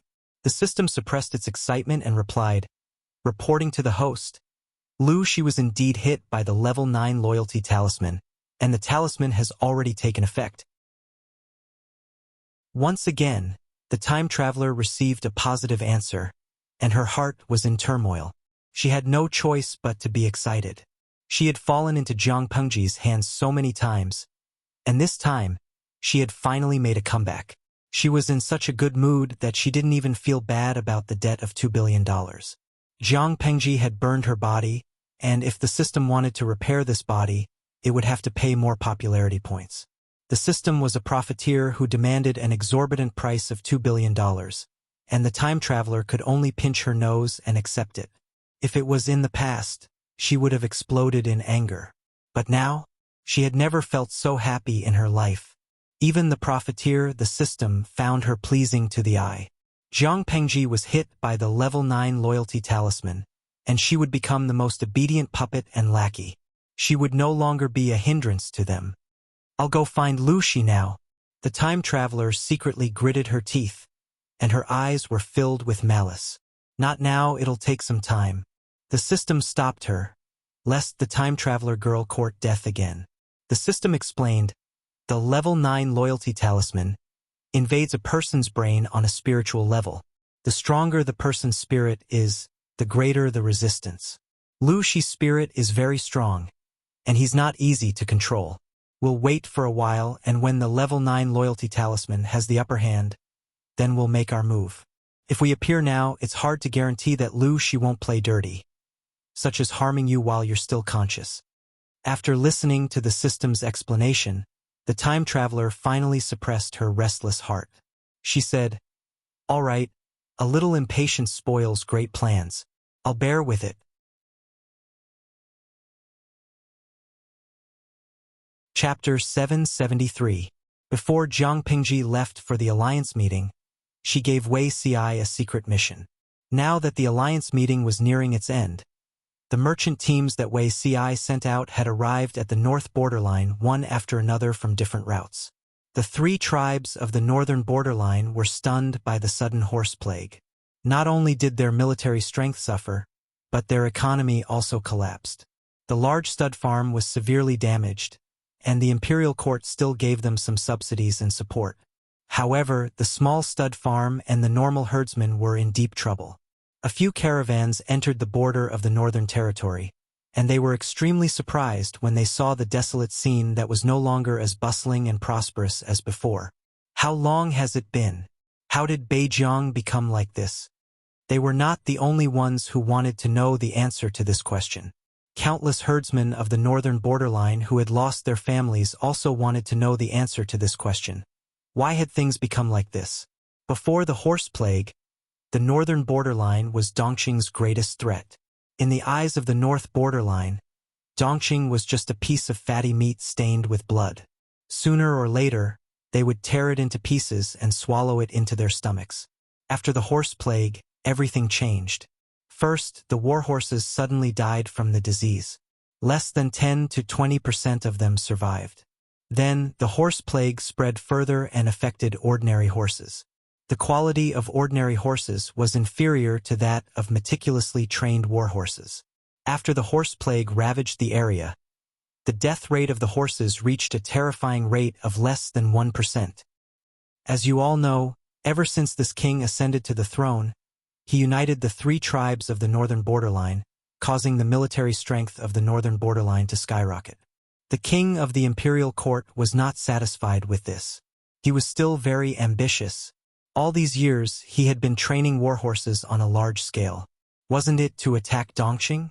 In order to breed a large number of war horses in a short period of time, the imperial court even encouraged ordinary herdsmen to breed horses in large numbers. Ordinary herdsmen could buy foals from the stud farm and sell them to the farm after they grew up. Many herdsmen profited from it and attracted more and more herdsmen to raise. Many herdsmen saw that it was profitable and sold their cattle and sheep to raise horses. Many borrowed money to raise horses. When he said that, the old man from the merchant group clicked his tongue. His hoarse voice had a tinge of schadenfreude. Now, with the horse plague, all the horses that ordinary herdsmen have reared for a year or two have died. Everyone sucked in a breath of cold air. They finally understood that, for many northern borderline herdsmen, horses were money. A single horse plague had caused their efforts and money to go down the drain. After working hard for several years, not only did he not earn anything, he even lost his underwear. Apart from those who came from wealthy families, many ordinary herdsmen were so poor that they couldn't even afford to eat. Countless families had been ruined. At this moment, a merchant lamented, "How pitiful!" Someone didn't agree and mocked coldly, "How are they pitiful? It is obvious that the northern border imperial dynasty is too evil. If it weren't for their ambition, the herdsmen wouldn't have been persuaded to raise horses instead of cattle and sheep. Now that we have provoked the horse plague, it seems that God has opened his eyes. In the beginning, ordinary herdsmen mostly herded sheep and cattle, and there were not many horses.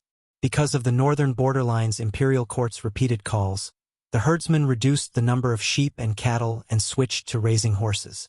Otherwise, these herdsmen would not have ended up in such a state. It was clearly the northern borderline imperial court's fault, but in the end, the common people had to pay the price. Shut up. Hearing this, everyone was shocked and hurriedly warned, "This is the northern borderland. If the barbarians hear this, do you want to die?" After traveling for a while, the caravan received very few sheepskins, rabbit skins, mutton jerky, and rabbit jerky. The herdsmen don't raise sheep anymore. How much dried goods can we get? Looking at the dried goods they received, many people frowned. After so many days, they had only received so little. How were they going to report in the future? Didn't we say to buy as much as we can? Anyway, we don't have to worry about sales, we just need to buy, we can make a profit no matter how much we buy. Even so, after several caravans walked around the 3 tribes of the northern borderline, they had received less than 20,000 sheepskins and rabbit skins. If it was in the past, they would have received 30,000 to 40,000 sheepskins and rabbit skins, and even more mutton jerky and rabbit jerky. The size of these caravans varied, and they seemed to be ordinary caravans, so they did not attract the attention of the officials. Apart from sheepskins and rabbit skins, they also bought many special products unique to the northern borderline, and privately agreed with the ordinary herdsmen that they would come back in 2 to 3 months. Even so, the caravan was not optimistic about the prospects of the next purchase. "For these goods, I don't know how many people have gone. The next time we come, we probably won't even get mosquito meat." They bought all the goods they could and almost cleaned out the ordinary herdsmen's stores. If they came back in 2 to 3 months to buy again, even if they were willing to pay a high price, the herdsmen would not be able to produce the goods. A merchant interrupted, "After a while, the pasture in the northern borderline will be lush, and the herdsmen can raise more rabbits and sheep. Anyway, the horses they raised are all dead, and the pasture is just sitting there. It's better to raise some small animals that can support their families." If they didn't find a way to support their families, These unlucky herdsmen would be so hungry that they would have to eat grass. The merchant continued, "In my opinion, rabbits are not bad. They give birth quickly and give birth quickly. Sheep and rabbits had different growth cycles. They couldn't raise a lot of sheep in 2 to 3 months, but they could raise rabbits. If they wanted to have enough to eat in a short period of time, raising rabbits was a good choice. The pastures in the northern borderline were so big, and there was grass everywhere. It was convenient to raise rabbits without having to worry about feeding them." At this time, someone raised a different opinion. "If we really do as you say and they only raise rabbits, then we can only buy them. I don't know how much money we'll lose on this trip." The head of the caravan clicked his tongue and said indifferently, "People in Wanzhou are rich, and they like these things. We'll do business along the way, and we'll earn twice as much on this trip. We won't lose out. No matter how small a mosquito is, it's still meat. Buying rabbit skin and rabbit meat won't earn us much, but it'll add up to a considerable amount." "But," someone hesitated, "no matter how rich Wanzhou is, they can't keep doing unprofitable business." The voices of the caravan gradually faded away. Not only did these traveling merchants not know Wanzhou's purpose, but even the people of Wanzhou didn't know what they were up to. "What did the Lord ask you to do? There's going to be spring plowing now. If you keep buying sheepskin and rabbit skin, I'm afraid it'll rot in your hands." Feng Jin looked at him coldly for a while, but still couldn't guess Wei Si's real intentions. Naturally, Wei Si couldn't reveal the specific details. The fewer people who knew the plan, the better. If Feng Jin and the others guessed it themselves, then it would be a different story. Chapter 774. Feng Jin wasn't someone who could be easily dismissed. He said, "Preparing for a rainy day a year in advance, isn't your reason too perfunctory?" Wei Si laughed involuntarily and said lightly, "I also want to find a reason that isn't perfunctory, but I still haven't found one." Feng Jin was so angry that he almost fell down. This person actually shamelessly admitted it. Wei Si's mouth was like a gourd with its mouth sawed off. It was so tight that he couldn't get any useful information out of him. Feng Jin steeled his heart and thought to himself, "If Wei Si doesn't want to say it, then I won't say it. I'll guess it myself." However, Feng Jin was born into an aristocratic family. He usually went out in a carriage with a servant accompanying him. His knowledge was broad enough, but his field experience was slightly lacking. He thought for a long time but still couldn't guess the real intention. In the end, he could only quietly ask Qiguanrang. Qiguanrang was born in the border of Dongqing. His father was a barbarian from the northern borderline, so he knew far more about the northern borderline than Feng Jin. Feng Jin found a suitable time to stop Qiguanrang and casually mentioned it while chatting. Qiguanrang listened and pondered for a while. His pupils suddenly shrank, and he quickly grabbed Feng Jin's arm. "You said that the Lord asked Zixiao to arrange for a caravan to go to the northern borderline to buy sheepskin and rabbit skin?" When he asked this, Qiguanrang's face turned a little more livid. Feng Jin was shocked by Qiguanrang's action, but he quickly calmed down and asked, "Wenjiang, do you know the Lord's intention?" Qiguanrang laughed bitterly. His aura dissipated, and a little helplessness appeared on his face. He said bitterly, "I have a rough guess, but I don't know if it's accurate." Seeing Qiguanrang's reaction, Feng Jin knew that this matter wasn't simple. He looked left and right. Even though there was no one around, he still cautiously invited Qiguanrang to his house to discuss in detail.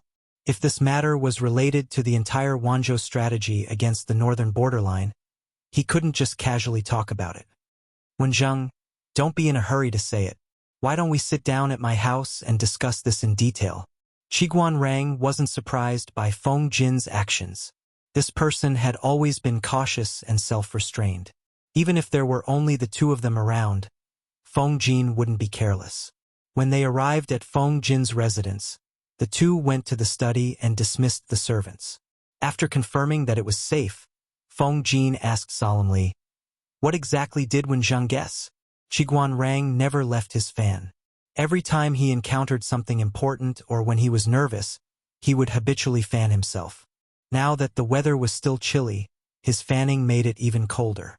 He did not answer Feng Jin's question directly. Instead, he talked about an old matter. Qiguan Rang said, Rang was born in the borderlands. The people nearby often make a living by herding sheep and cows.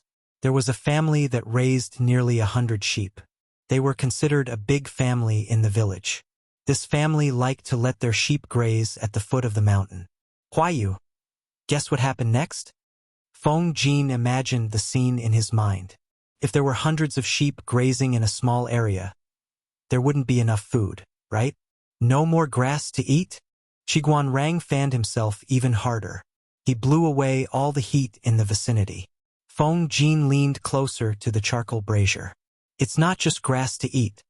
Those goats are so hungry that they've dug out the grass roots. After saying this, Qiguan Rang's face was a little red. It was obvious that he was angry. Then he said, There's an ancient book that says a cunning rabbit has 3 burrows. From this, it can be seen that rabbits not only eat grass, but they're also used to living in burrows. They hide in their burrows during the day and look for food at night. They dig holes to prevent the enemy from harming them.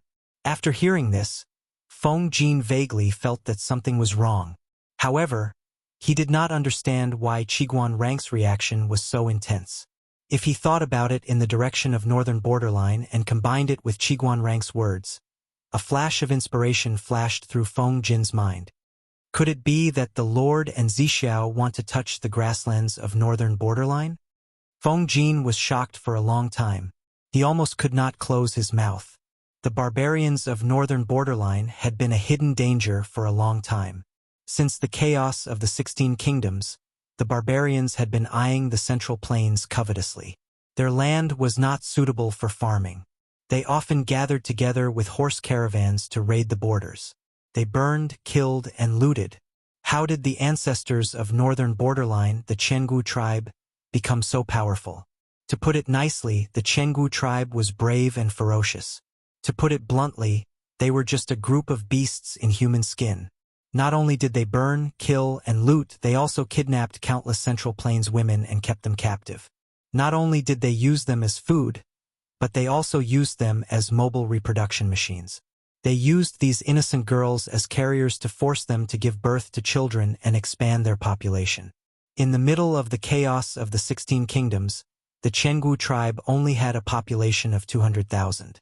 By the end of the chaos, their population had expanded to more than 3 million, from 200,000 to 3 million.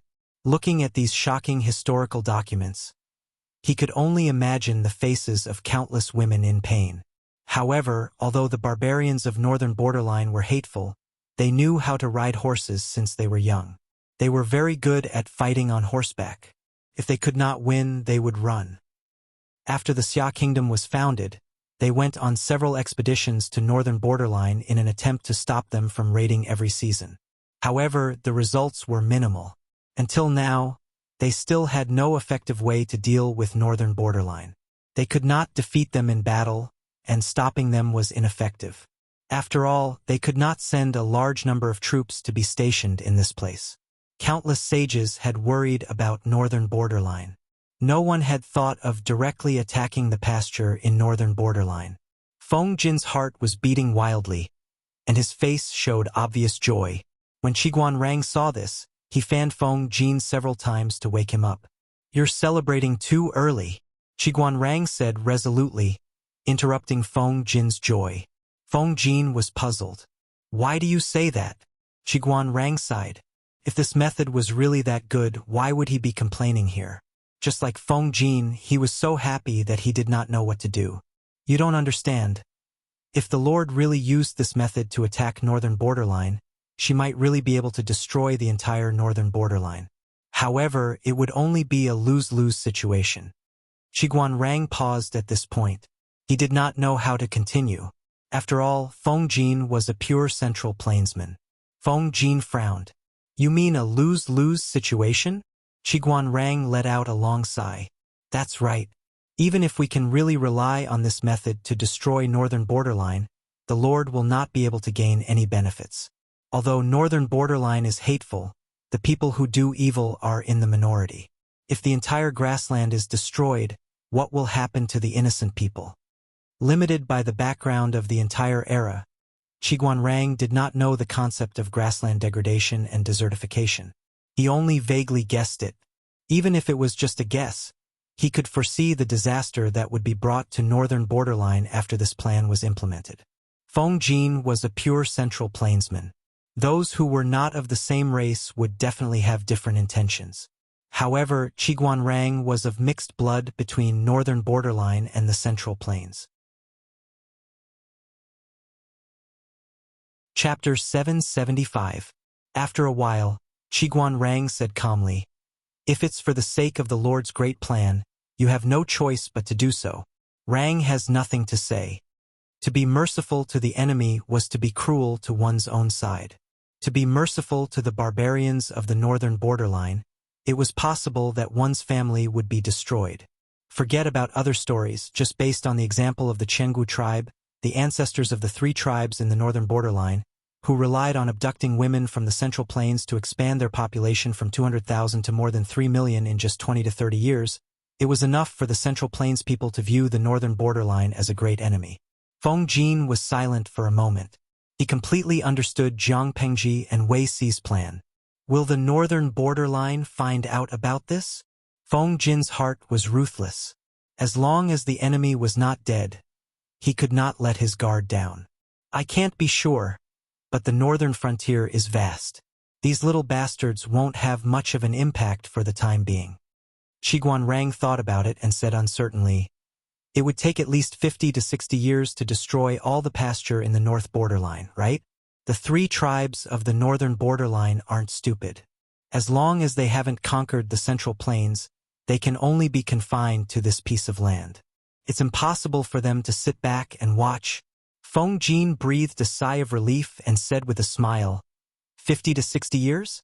Did Wenzheng think that his lord would tolerate the northern borderline for so many years? In Jin's opinion, in at most 3 to 5 years, the lord would be sharpening his knife to attack the northern borderline. The war would be unavoidable. Rabbit Goat was definitely not a fatal blow. It was better to think about it from another perspective. The Lord probably didn't want to use this method to destroy the northern borderline. Since that's the case, why go through so much trouble? Qiguan had been too anxious just now and had actually fallen into a dead end for a moment. His thinking had gone astray. That's right, our Lord isn't using rabbits and sheep to destroy the northern borderline. So he must have other plans. Could it be that he's trying to restrain us? Feng Jin nodded in agreement. That's what I mean too. It's probably to divert the northern borderline's attention so that they won't be able to focus on increasing their combat power. The northern border had just been hit by the horse plague. Countless warhorses had died, and their combat power had been reduced by more than half. They would not be able to recover for a while. But what if they were to settle down and think of ways to continue breeding warhorses after spring? In at most 10 years, the northern borderline would be strong again. At that time, it was hard to say whether the 5 countries of the Central Plains would still exist. It's hard to guarantee that the northern borderline won't take this opportunity to invade. As Qiguanrang listened to Feng Jin's words, he recalled the chaotic history of the 16 kingdoms. If the 5 countries of the Central Plains also fell into chaos, wouldn't the situation be the same as the 16 countries that had been at war for hundreds of years? It was not impossible for the border barbarians to take advantage of the situation. At that time, the Central Plains would be weak while the barbarians would be strong. It would not be impossible for them to lose their clothes. Qiguanrang broke out in a cold sweat, but his expression did not change. Countless thoughts flashed through his mind. He concluded, "In that case, my lord only wants to use this strategy to delay the rise of the northern borderline?" Feng Jin nodded. That should be it. The next afternoon, Feng Jin secretly hinted to Wei Si about this matter. The latter only laughed and cried in secret. In the end, you still managed to guess it. That's about it. Feng Jin pretended to be angry and said, "Although this plan is vicious, it's not like Beijiang has no reaction at all. If we're discovered," Wei Si said, "we won't be discovered. We've already purchased countless sheepskins and other items from the north borderline. They won't be suspicious for a while. What's more, I only ask the caravan to purchase from the ordinary herdsmen and not from the rich families. It's even more impossible for the imperial court to find out. By the time they find out, the flock of sheep and the scattered rabbits on the grassland will have begun to take shape.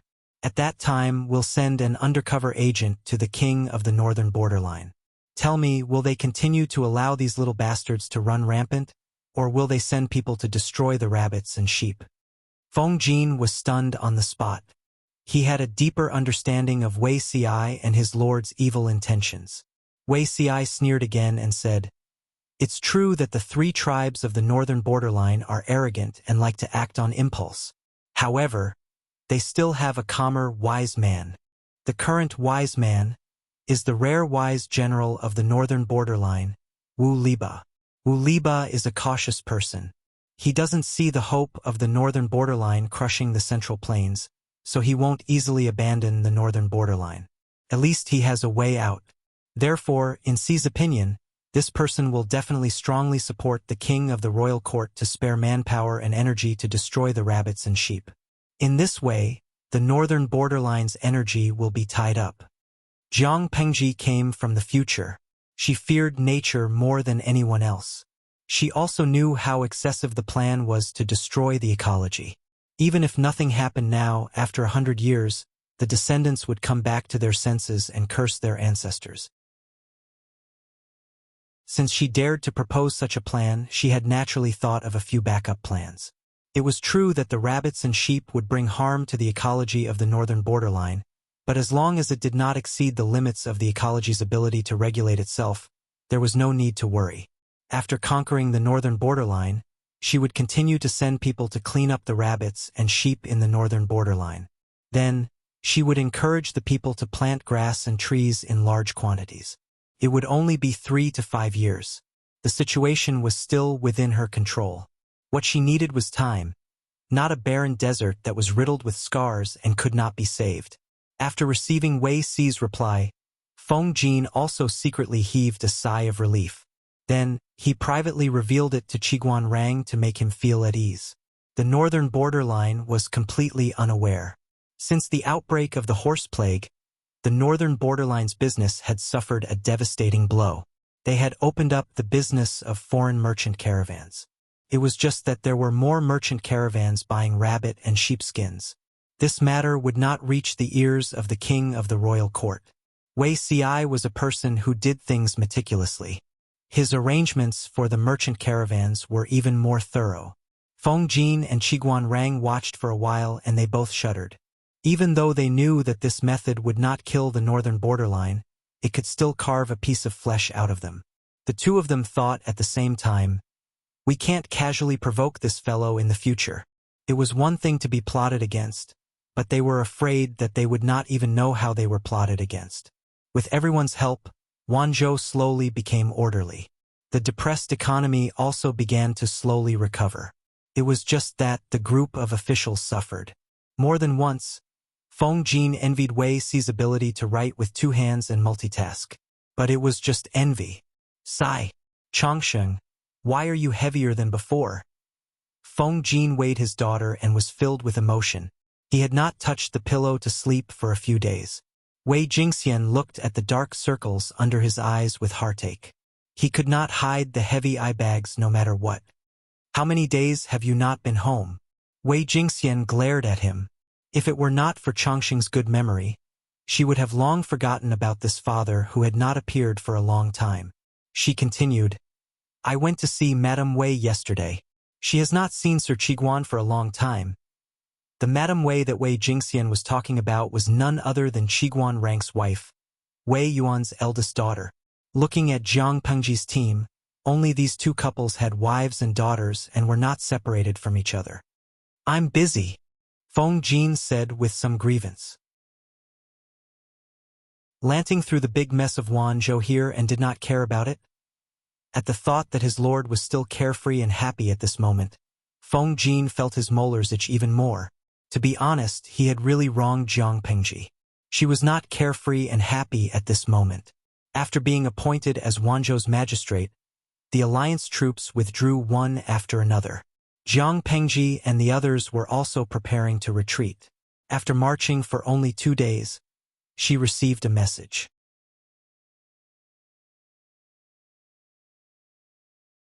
Chapter 776. There were 23 forces in the alliance. Some had more soldiers, some were fewer, and some were stronger than others. However, since they had a place in the alliance and had the right to speak, the troops they brought with them were naturally not weak. The force that was ambushed by Prince Changshuo's army was the county chief of Wulong County in Haozhou. Jiang Pingji sneered. So this old man is waiting here. Does he want to capture all of the alliance forces in one fell swoop? It was one thing to proclaim himself emperor 7 days before the former emperor, but now he refused to retreat and was waiting at the border of Qinzhou to ambush the scattered alliance forces. The county chief of Wulong County was an impatient person. He wanted to return to Haozhou immediately after taking credit for the rescue mission, but he didn't expect to lose his life. Jiang Pengji's scouts were the first to discover the remnants of Wulong County in Haozhou. They heard about it from the survivors. The situation was serious, so Jiang Pengji didn't continue on her way. Instead, she chose to rest and reorganize while gathering people to deal with the situation. Everyone's faces turned pale when they heard what the remnants of Wulong County told them. Prince Changshuo had been emperor for more than half a month, but he had been quiet and didn't do anything. The alliance forces camped outside the imperial city of Qinzhou for a while. At first, they said they were there to protect the imperial court. To put it bluntly, there were 23 forces in the alliance, ranging from the governor to the county magistrate. They had gathered more than 400,000 soldiers. The 400,000 soldiers camped outside the imperial city of Qinzhou. Their camps were connected, and their flags fluttered in the wind. It was a majestic sight. However, the royal family didn't feel safe when they saw this. The 400,000 soldiers didn't listen to their commands. After Prince Changshuo became emperor, he didn't target the imperial city of Qinzhou, nor did he intend to attack it. Therefore, some people couldn't help but think that maybe Prince Changshuo was satisfied with being emperor and planned to retreat to his fief in Zhangzhou. As a result, the alliance forces protecting the imperial city of Qinzhou and resisting Prince Changshuo seemed unnecessary. The Empress Dowager wasn't a strong woman with foresight. She was just an ordinary woman. It was already good enough that she was familiar with makeup, clothing, and jewelry. How could she have any knowledge of politics? Her biggest skill was having a messy private life. She had cheated on her late husband countless times. The relatives of her mother's family had secretly slandered her several times, urging her to find trouble with the allied forces and secretly squeeze them. The Empress Dowager still wanted to secretly take back the military power that was scattered in the hands of the allied vassals. From the Empress Dowager's point of view, how could she sleep soundly when there were 400,000 troops of unknown loyalty stationed outside the imperial city where she and the young emperor lived? As a result, she had spoken several times in court meetings, vaguely mentioning the matter of withdrawing troops and handing over military power. The allied army of the feudal vassals all pretended to be ignorant. The royal family of Dongqing was nothing. What right did they have to take back the military power in their hands? Who gave them so much face? Thus, the allied forces all chose the former option. If they wanted to retreat, then so be it. Who would want to stay in the imperial city of Qinzhou? Recently, many of the alliance's vassals had packed their bags and spoils of war, preparing to return home. Haozhou wasn't far from Qinzhou, and the Wulong County governor was an impatient person. He was secretly annoyed by the Empress Dowager, so he left without a second thought. Who would have thought that the Wulong County's governor, who had withdrawn his troops several days earlier, would die just like that? Jiang Pengji scanned the crowd and clenched the bamboo slip in her hand. We have more than 10,000 elite soldiers and strong generals. Even if we were ambushed by Prince Changshuo in advance and caught unprepared, we shouldn't have lost so miserably. After a night of fierce fighting, there are only a few dozen soldiers left. Although there were dozens of defeated soldiers who managed to escape alive, they were all wounded, and a few of them even suffered extremely serious injuries. If it weren't for the fact that they were still holding on to their last breath, these people might have already died. Even so, More than half of them had been left with physical disabilities that could never be cured. As for the Wulong County governor, he had died a heroic death in the ambush. Not even his bones were left.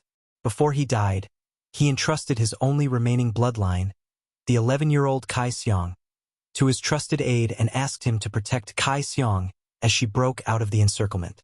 Jiang Pengji had the logisticians take care of the wounded. Only when those with lighter injuries woke up would she be able to ask for more first-hand information. When everyone heard this, their hearts sank. Li Yun pondered for a while, then said, "It seems that Prince Changsho intends to take advantage of the disintegration of the Alliance army to defeat them one by one. For now, should my lord send people to chase after the other allied forces? At the very least, they can't be left alone and give the enemy an opportunity." The first force to leave Wulong County had already been destroyed. The 11-year-old Kai Xiong had escaped. It was not an exaggeration to say that it was a massacre. Thinking about the grudge between their lord and Prince Changsho's forces, this ambush would fall on them sooner or later. Although Jiang Pengji and Lu Shi's forces added up to only 30,000 troops, so it should be safer, but life was unpredictable. Who knew how many troops Prince Changsho would send to ambush them? Even the newly joined technicians, Qi Kuang and Xiao Guang, were not optimistic about this idea, not to mention Yang Si and Feng Jin. The allied forces come from all over the world, and they all have different paths. The most eye-catching among the forces in the north of Dongqing are my lord and the old master. If we were to count them, there is also the Haozhou Maoda County Governor, Huang Song. But who knows where Huang Song is now? The allied forces did not evacuate at the same time. They were separated by a day or two. In ancient times, communication was not very developed. It was not easy to contact the allied forces. Li Yun's expression darkened. That's true. It was better to rely on oneself than on others. Who knew what the other allied forces were planning? When Li Yun mentioned the other allied forces, Jiang Pengji suddenly thought of Yang Jian. Yang Jian was the county chief of Zhangzhou's Dongmen County, and Zhangzhou was Prince Changsho's original fief. Yang Jian's achievements today were all thanks to Prince Changsho's promotion. Logically speaking, Yang Jian should naturally be in Prince Changsho's camp, but he joined the allied forces. According to Prince Changsho's narrow-minded personality, how could he let Yang Jian and the others go? However, she thought of Yan Lin, who was by Yang Jian's side. That young man had always been vigilant, so he might not be at a disadvantage. As they were talking, a messenger reported that someone from Wulong County had woken up, and he was a trusted aide. "Thank you, Commander, for saving my life." The person's body was wrapped in white cloth that oozed blood. Although there were many wounds on his body, none of them were fatal, so he had woken up earlier. 2 medical female soldiers carried him in on a stretcher. The person propped himself up and bowed to Jiang Pengji. No need for formalities. Jiang Pengji skipped the step of asking about his well-being and asked directly, "What did the Wulong County chief encounter to end up in such a state? When and where did that traitor ambush you? How many troops did he have?"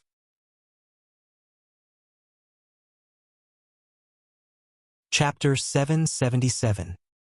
If it's only 10,000 soldiers, there's no need to worry. Feng Jin frowned, showing no signs of relaxing. But for a night ambush, we must choose strong soldiers with good eyesight. Otherwise, what's the difference between sending a bunch of blind people to battle?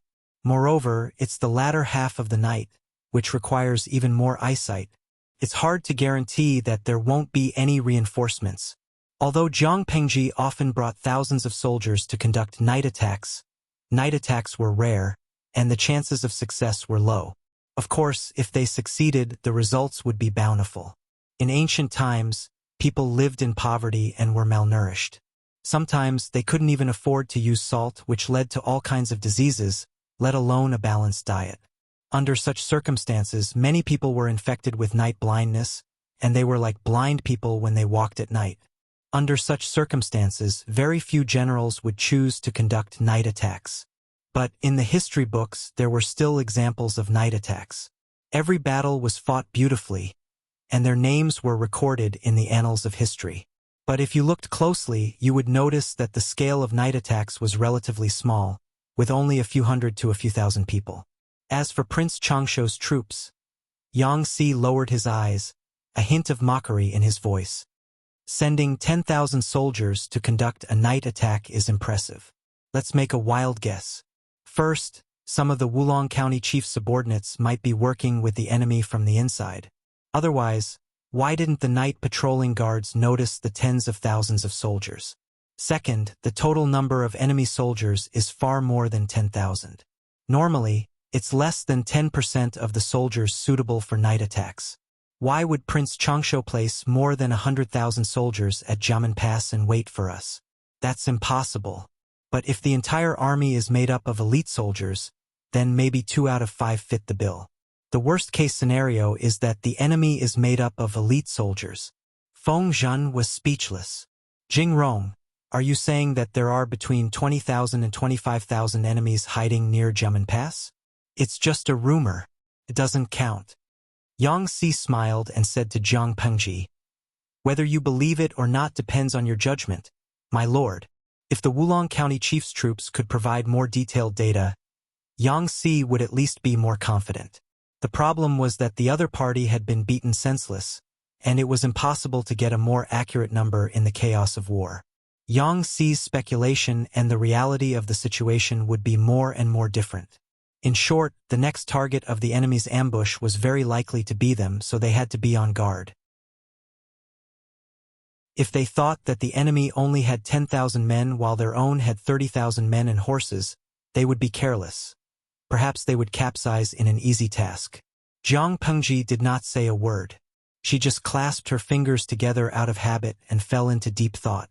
After a while, she continued asking the remaining troops of the Wulong County governor, can you recall the details of that night? Where did the enemy attack from? Has the commander appeared? The middle-aged man tried his best to search for the relevant memories. His mind was filled with the carnage of that night. His face revealed a pained expression. Although the soldiers were used to seeing life and death, no one could accept their former comrades falling at their feet. They used their bodies and lives to cover for them, opening up a path for survival. The man thought for a while and barely remembered the details of that night. That night, there was indeed an extremely valiant general. Almost no one could stop him. It was this person who cut off the head of the county governor. The man's lips trembled. He suppressed his emotions and said, if I remember correctly, those bandits attacked from the right camp. After saying this, he recalled some more details. After this gentleman's reminder, now that I think about it, perhaps there really was a spy. His face became even paler, as if a thick layer of powder had been applied to it. The sudden appearance of the enemy is one thing, but there was also something wrong with our soldiers that night. Although it was the second half of the night, all of them seemed very tired. Usually, we would not be at a disadvantage in a one-on-one battle, but that night we were utterly defeated. No matter how they ambushed them, the enemy could not have killed all 10,000 soldiers in an instant. From the beginning of the battle on the outskirts to the end of the central army, only 15 minutes had passed. The reaction speed of the soldiers had been exceptionally slow. Now that he thought about it, there had to be something fishy going on. Perhaps there really was a spy who added something extra to the soldiers' meals? Thinking about this, he suddenly raised his hand and took out a roll of something wrapped in dried lotus leaves from his armor. It looked soft and fluffy. This was the dinner of that night. I wanted to save it for the next morning, but can the military doctor take a look and see if there's anything wrong with it? Marching to war was different from other things. One meal was usually enough to last 2 or 3 days. The soldiers always ate cold leftovers. It was good enough to have dry rations. Since the night of the attack, he had been hungry for 2 days. He had not eaten the food either. He had left it all for the young lord, Kai Xiang. Now that he thought about it, Kai Xiang had been sleeping most of the way. Even when he was awake, he was still somewhat listless. At that time, he thought that Kai Xiang had lost his father and was grieving. Now that he thought about it, he shuddered. Jiang Pengji's expression was solemn. She waved her hand and asked the military doctor to come over and take a look. The military doctor's medical skills were not outstanding, but he could still handle ordinary external injuries. He had a rich knowledge of pharmacology. Even though the weather was still cold, the food had been left for 2 or 3 days. It was slightly rancid, but the military doctor could not smell it. He had no choice but to pinch some of it and put it in his mouth. He carefully identified the abnormality other than the rancid smell. After a while, his expression was solemn. "Reporting to my lord, it was mixed with sleeping grass that calms the nerves and induces sleep. In addition, there are traces of golden eggplant." Golden eggplant? Jiang Pengji frowned.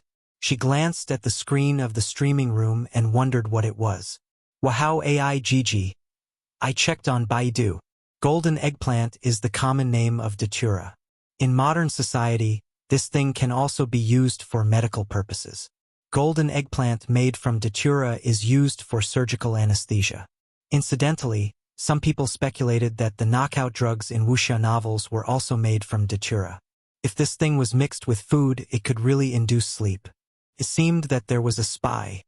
As for sleeping grass, the audience in the streaming room could not find it. In fact, it was impossible for them to find it. Sleeping grass was a special kind of horse grass unique to this world. Could induce sleep and calm one's mind. Horse grooms would always carry some with them. This thing was used to calm down horses that were full of energy and restless emotions during the spring season. It was used to calm down horses that were full of energy and agitated. However, sleeping grass took effect quickly and lasted for a long time, but the medicinal effect was not strong. Instead, it was relatively mild and difficult to detect. In that case, there was a spy who drugged the food of the defenders. The enemy took advantage of the effect of the drug and the soldiers were tired. That was how the night attack was successful. When the burly man heard this, he immediately burst into tears. He mourned that his comrades had died unjustly. Jiang Pengji did not feel anything. War was never a matter of conforming to the rules. Generals were not brainless warriors. On the battlefield, each of them was more sinister and treacherous than the other. In Jiang Pengji's opinion, it was not a big deal to drug the enemy's food. If it was not for the fact that the strong poison took effect too quickly and was easily discovered, perhaps the enemy would have asked the spy to kill them directly. Chapter 778. Jiang Pengji frowned and thought for a while. The burly man ignored his injuries and bowed to Jiang Pengji in tears. His rough and tired face was covered in tears and his eyes were red. "Middle Commander, my master died unjustly. Now only a strand of young master's bloodline is left. I hope that Middle Commander will take into account the fact that my master was an official of the same dynasty and lend a helping hand. Send someone to escort young master back to Wulong County of Haozhou. I am willing to serve you for the rest of my life." The tall and sturdy man was crying and kneeling to someone. No matter who it was, they would definitely be moved by this sight. The viewers in the live stream room were moved by him. They secretly felt sympathy for him and sympathized with his experience. Garlic Lobster Gafen. "I can feel his helplessness and pain even through the screen. The ancients said that a scholar would die for his bosom friend. I think the Wulong County chief was his bosom friend. His lord died in front of him. He must be in so much pain. Shrimp meatballs. I feel the same. On the surface, the burly man should be the resolute type, but now he is crying so miserably. Secret sauce mixed rice. You all sympathize with him? I hate him a little. His lord and comrade died. But what does that have to do with the streamer? There are enemies ahead and the streamer can't even take care of herself. Why should she agree to his request? To serve him for the rest of his life? The streamer doesn't lack people who would risk their lives for her. Even if he died a terrible death, I don't like him. Inji red date and lotus seed soup. You're being too serious. But I don't like it either. If the streamer had survived the crisis, the streamer might have agreed to his request. Isn't he just making trouble for the streamer by bringing this up now? The comments in the streaming room floated across the screen. Many viewers expressed their opinions, but most of them sympathized with the burly man. Jiang Pengji ignored the comments and asked someone to help the burly man up from the ground. She said, "The Wulong County chief died a terrible death at the hands of a traitor. I can't just sit back and do nothing. You should recuperate first. If even you collapse, who can your young master count on? You have to pull yourself together to protect the young lord." Jiang Pengji's answer was a little vague, but she was a little relieved. The burly man knew when to stop. "Thank you, Lieutenant General." There were many wounds on his body, and he had lost a lot of blood.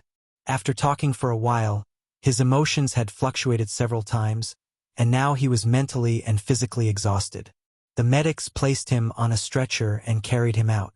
When they were far away, Jiang Pengji's gaze turned slightly cold. Yang Si stepped forward and said, "My lord, this matter should not be concluded too early. I know, but I haven't agreed yet." Jiang Pengji smiled. Her jade-like eyes were filled with calculation. When Feng Zhen heard this, he understood Jiang Pengji's intentions. A meaningful smile appeared on his face. The Lord was the Lord. She was not easily emotional or moved. Only in this way could she go further. He said, "Wulong County is located in Haozhou, which is not a bad place. How does my lord intend to use it? How could he not eat a fat piece of meat that was delivered to his doorstep?" However, Feng Zhen wanted to know if his lord intended to eat it herself, or if she was doing Huang Song a favor. Jiang Pengji thought for a moment, then said, "Wulong County's elites are almost all dead, and only a few of them managed to escape. How can they defend Wulong County with just a few injured people and an 11-year-old Kaisiang? Bogeo is also in Haozhou. He is the county chief of Haozhou's Mauda County, which is Wulong County's neighbor. How could he not have any ideas? Even if we don't talk about Bogeo, just the local power in Wulong County is not something that Kaisiang can suppress. It is indeed a fat piece of meat. It is no less than a child carrying a gold brick through the streets." After saying this, Jiang Pengji added, "As for how to use it, I have not decided yet. I would like to hear your opinions." Hearing this, the bullet screen in the live stream turned into astonished exclamation marks. F***CK. Their streamer had no intention of helping the remaining soldiers in Wulong County. Instead, she wanted to use them for her own benefit. Many of the viewers felt uncomfortable. Wasn't this bullying children and stealing their property? But they knew that the streamer lived in a different era from them.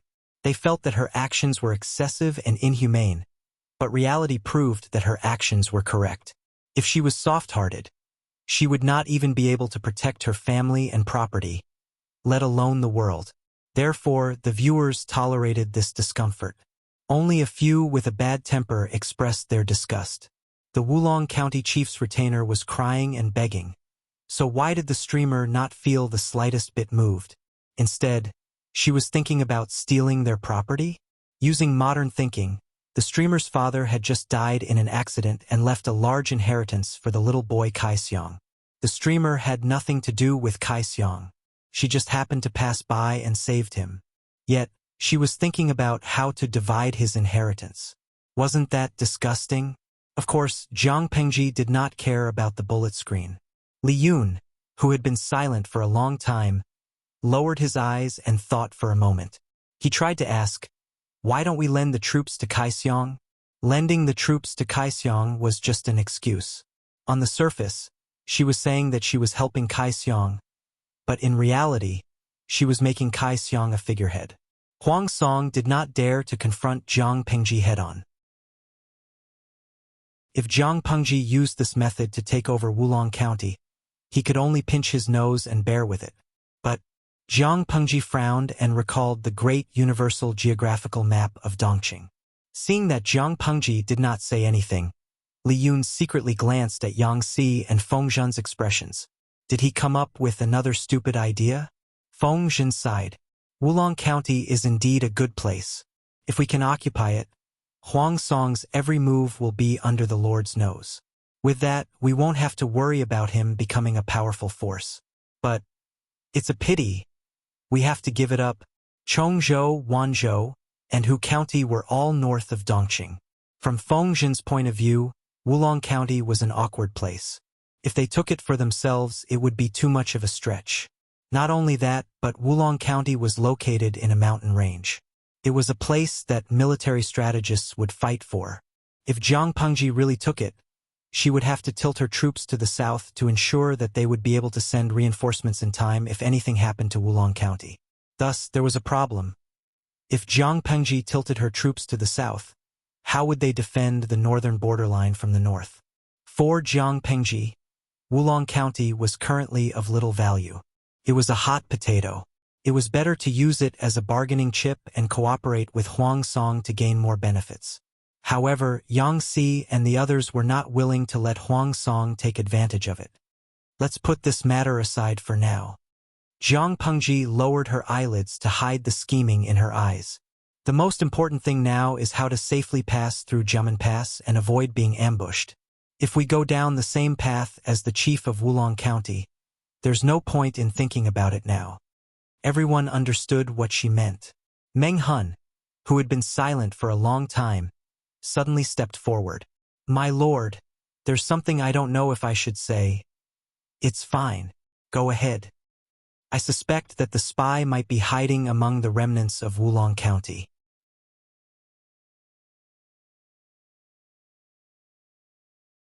Chapter 779. The spy was hiding among the remnants of the Wulong army? Everyone was shocked when they heard this. Only Feng Zhen and Yang Si remained calm, as if they had expected this. Li Yun was a studious child who asked questions. He asked in surprise, if the spy is hiding among the remnants of the Wulong army, that's too bold. He secretly drugged the Wulong County chief and tens of thousands of soldiers. How can he be so sure that he won't be exposed? Meng Hun did not answer Li Yun's question. Instead, he said, Kai Xiang is the only descendant of the Wulong County chief and can be said to be second only to the Wulong County chief. Didn't the enemy attack at night to eliminate this father and son pair? If we leave Kai Xiang alive, it's hard to guarantee that he won't recuperate and lay low for a few years to gather his father's old subordinates to avenge him. If we don't remove the roots, there will be endless trouble in the future. Li Yun listened attentively to Meng Hun's words. Although Meng Hun usually did not speak much and had a weak presence, he was very experienced and was worth learning from. Meng Hun continued, if the battle is in a stalemate, it's fine. We can find a weak point and fight to the death to break through. But according to what that person just said, the enemy is very strong and there is a huge disparity in strength. If we want to break through under these circumstances, we will need to mobilize many elites to escort them. The chances of success are even lower. Even if we can break through, our pursuers will not let us go. If the difference in strength between the two sides was not large, the success rate of breaking through was more than 50% if they gathered their forces and attacked one point. If there was a huge disparity in strength between the two sides, one side could crush the other and the weaker side still wanted to break through, which would only accelerate the pace of collapse. Not to mention the success rate of breaking out of the encirclement. Even if they could break out of the encirclement, their pursuers would not let them go. The death of the Wulong County chief was not enough. If they wanted to completely destroy this force, they could not leave Kai Xiang alive. If they left Kai Xiang alive, he could use his status as the young master to gather his father's old subordinates, which would be a hidden danger. Li Yun suddenly understood. He asked Meng Hun for confirmation. What Commandant Meng means is that when our scouts discovered the remnants of the Wulong army, they didn't find any traces of pursuing troops. This doesn't make sense, so Commandant Meng suspects that there's more to this? Meng Hun nodded and said, if it were me, I would definitely send a large number of troops to capture Kai Xiang. If he allowed a mere dozen people to protect their young master to break out of the encirclement right under his nose, it would seem too deliberate. Therefore, I suspected that the spy was still hiding among them. Only in this way could the enemy not worry about Kai Xiang's whereabouts and allow them to escape.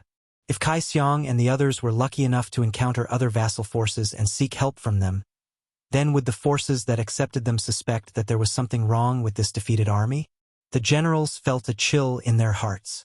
If that was really the case, they really wouldn't suspect that Kai Xiang and the others were behaving strangely. To put it bluntly, Kai Xiang was just a stray dog that had to rely on others to survive. Who would suspect him and his servant? Many viewers in the livestream also felt that their brains were not enough to process it. The plot was one after another. Sanlantang. It can't be. There's really a spy among the people the streamer saved? Durian osmanthus cake. Normal people are used to sympathizing with the weak, so they don't guard against them. Who would have thought that there was an enemy spy among the defeated soldiers they saved? If they weren't careful, they might repeat the same mistake and become the second Wulong County chief. Coconut juice Daidan. If that's the case, the streamer must be careful. You must definitely catch the spy in order to prevent further trouble. Tianjin Zilong Bao. Just thinking about it makes me shudder. If I wasn't smart enough, I might have been plotted against. The audience still had lingering fears. The scene of Jiang Pengji and the others falling into the trap and then being ambushed appeared in their minds. Li Yun's face paled and he felt a chill in his heart. He said, "If that's really the case, they definitely weren't prepared." "Humph." Dian Yen snorted in a gruff voice. "Those thieves still want to use the same sinister plot against us. The strength of the plot doesn't depend on whether it's clever or not. As long as it's useful, it's fine." Feng Zhen's gaze fell on Jiang Pengji. He said, "My lord, why don't you send someone to investigate? See if anyone among Kai Xiang's group has brought the powder made from sleeping grass and golden eggplant. That person is the spy." Jiang Pengji nodded. She said, "Let the medics investigate. Remember not to alert the enemy. Everyone, do what you need to do. Just like how the strong would not guard against the weak, the sick and injured would not deliberately guard against the medics who came to save them." Most of the medics under Jiang Pengji were female soldiers. Although they were all tough, they were still females. It was easier for them to let down their guard. Not long after, news came back. "My lord, these are the cloth bags that we found inside the clothes of 2 of them. They were very vigilant, so it took us a lot of effort." A female medic took out 2 small gray bags from her narrow sleeves and opened them, revealing the contents inside. The military doctor has already taken a look. This is the powder congealed from the medicinal juice of sleeping grass. Its medicinal properties are much stronger than normal sleeping grass. The other cloth bag also contained powder of different colors. This was the powder of golden eggplant. The evidence was conclusive. There was indeed a spy among the group. Dian Yen frowned and asked, "My lord, if all these medicinal powders are mixed in with food, how many people can be poisoned? The smell is a little strong. Can't the soldiers not taste it? If the food smells bad, they will definitely be vigilant." Jiang Pengji smiled. She said, "The soldiers use a big pot to cook, so they eat coarse food. It's not that exquisite. If there's something strange, why would they mention it? Moreover, the enemy doesn't need to drug everyone. They only need to make them feel bad, sleepy, and weak. If they do it carefully, the possibility of being discovered is very small. That's why the chief of Wulong fell for it." "My lord, do you want to capture the spy?" Li Yun asked for his lord's opinion. "Don't alert the enemy." Jiang Pengji shook her head and gestured for Li Yun to calm down. "The spy can be a chess piece for the enemy to plot against us, but if used well, he can also be a chess piece for us to plot against the enemy. It all depends on how the chess player plays." Jiang Pengji sent people to keep an eye on the spy. The army marched as usual and didn't notice anything strange along the way. Soon, she encountered a difficult problem. Jiamen Pass has fallen. Jiang Pengji's face darkened when she saw the flag on the gate of Jiamen Pass. Everyone was surprised. Jiamen Pass was one of the most dangerous passes in Dongqing. It was easy to defend and hard to attack. But within a few months, it had been breached by Prince Changsho, the Alliance Army, and the enemy. It was a disgrace to its reputation.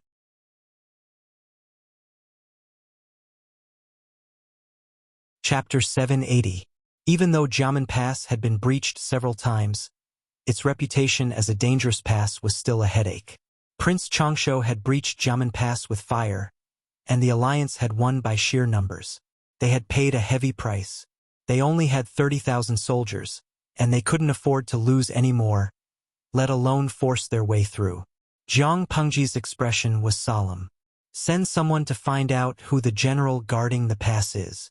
More importantly, she wanted to know if the forces guarding Jiamen Pass were the same ones that had ambushed the chief of Wulong County. If they weren't, Jiang Pengji would not only have to guard against sneak attacks, but she would also have to deal with the enemy at Jiamen Pass. It wouldn't be an exaggeration to have enemies on both sides. Everyone's expression was grim, and a few of the generals were prepared to challenge Jiang Pengji. Jiang Pengji ordered the army to set up camp and quietly observe the situation inside Jiamen Pass. The soldier who had been sent out shouted from outside the pass, "People on the city wall, my lord is the governor of Wanzhou, Lu Shi. Why aren't you opening the city gates?" Not long after, someone on the wall fired an arrow. The arrow landed about 30 meters away from the soldier. What kind of prefecture overseer is a rebel and a traitor? Only the prefecture magistrate appointed by His Majesty Longqing can pass. Get lost. The soldier's heart skipped a beat when he heard that. Emperor Longqing referred to Prince Changshu, who had changed the year to Longqing after becoming emperor. What Emperor Longqing? There's only one emperor in Dongqing, and he's still in the imperial city of Qinzhou. The emperor you're talking about is a rebel. Rebel on the city wall, why don't you just surrender and renounce the darkness for the light? After the soldier finished speaking, the people on the city wall shot him 2 more arrows. Unfortunately, the 2 sides were too far apart, and the arrows still didn't hit anyone. The 2 sides exchanged words, trying to get information from each other. After a while, a tall and sturdy man wearing armor appeared on the city wall. He asked around and learned the whole story. He sneered and ordered a soldier to bring him his bow and arrows. The man knocked an arrow and pulled the bow to its full length. The arrow left the bowstring and flew toward the soldier's hair bun. The soldier felt a chill on his head. A strong force grabbed his scalp and forced him to tilt backward. Humph! The burly man snorted coldly and asked someone to pass on the message. Go back and tell Lu Shi to come here. The soldier escaped from the jaws of death and was in a sorry state. The soldiers guarding the Jiamen Pass cheered loudly. General, you are mighty.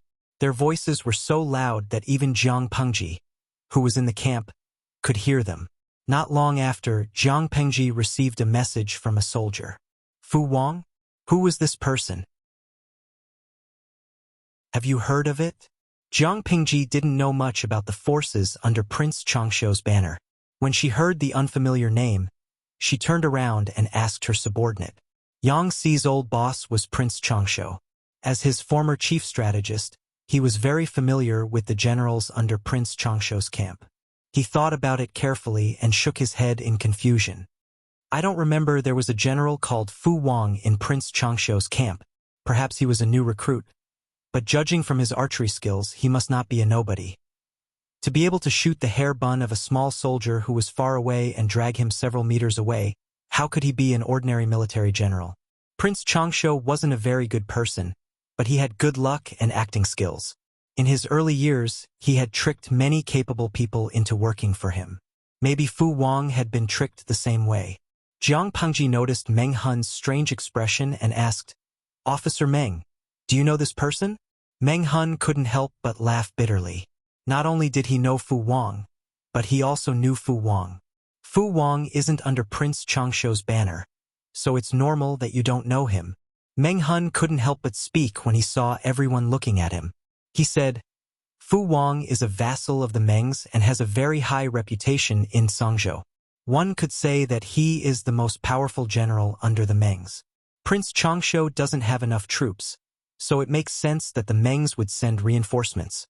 Meng Hun paused and smiled at Jiang Pengji. Speaking of which, you fought him before, my lord. Jiang Pengji was stunned. I fought him before? Are you saying that Fu Wang was the general outside the imperial city of Qinzhou that day? Meng Hun said, Yes. Li Yun also remembered and asked Meng Hun. That Fu Wang, is he the one that Officer Meng stopped me from chasing after?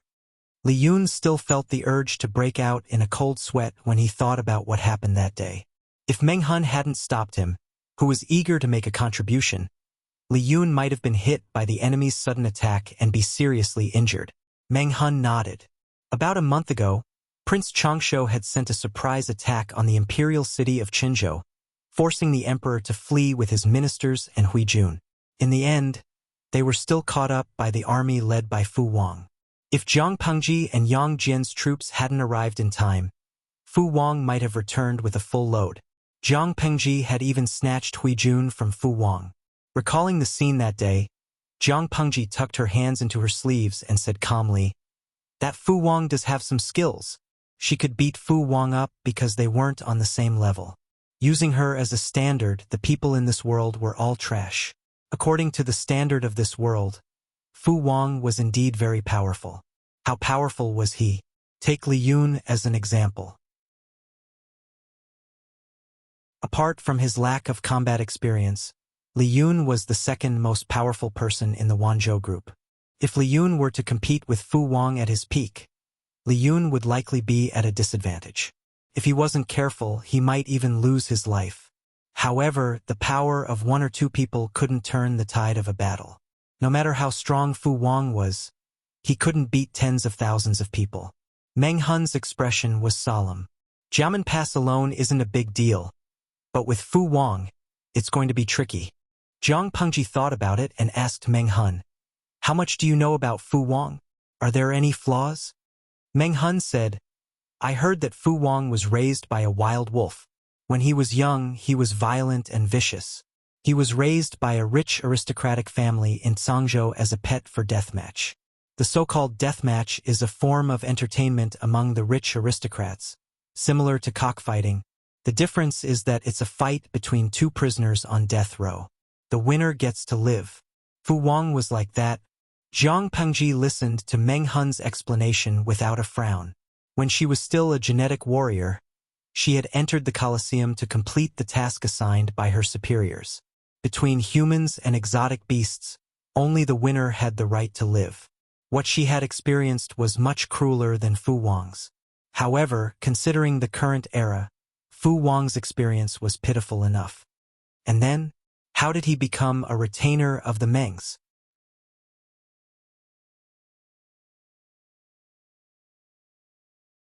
Chapter 781.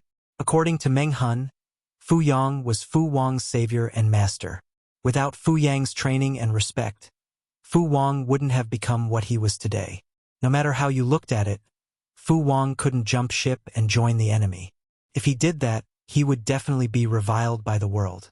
Meng Hun looked troubled when faced with this question. He said, "Apart from Fu Wang himself, I'm afraid no one knows the details.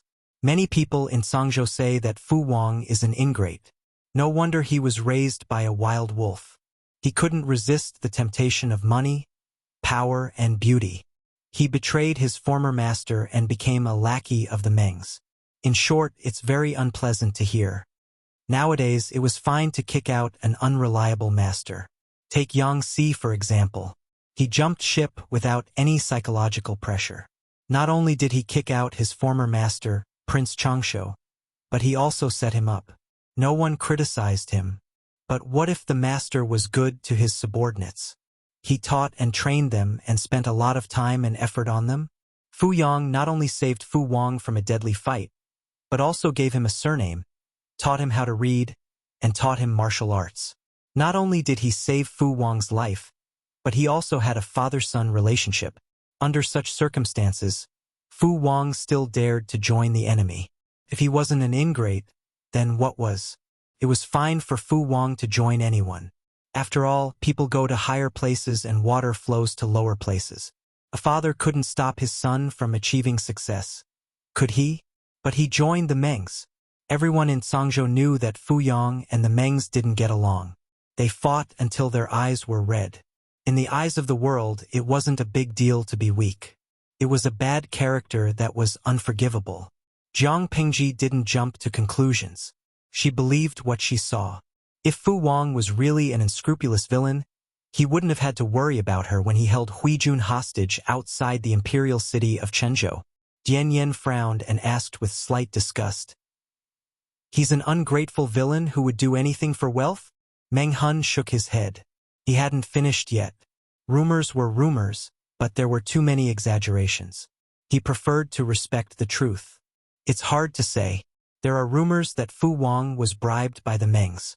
Not only did he betray his former master, but he also assassinated Fu Yang.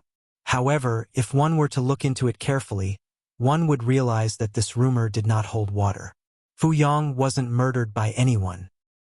His internal injuries ruptured, and he was unlucky enough to be infected by the epidemic, which led to his death. Many people were well aware of this matter. In my opinion, Fu Yang's death shouldn't have much to do with Fu Wang. As for the Meng clan's solicitation of Fu Wang, it happened after the 7th day of Fu Wang's death. What was certain was that Fu Wang accepted the recruitment of the Mengs after Fu Yang's death, and he did not do anything to his benefactor, Fu Yang. The rumors and slanders outside grew uglier and uglier.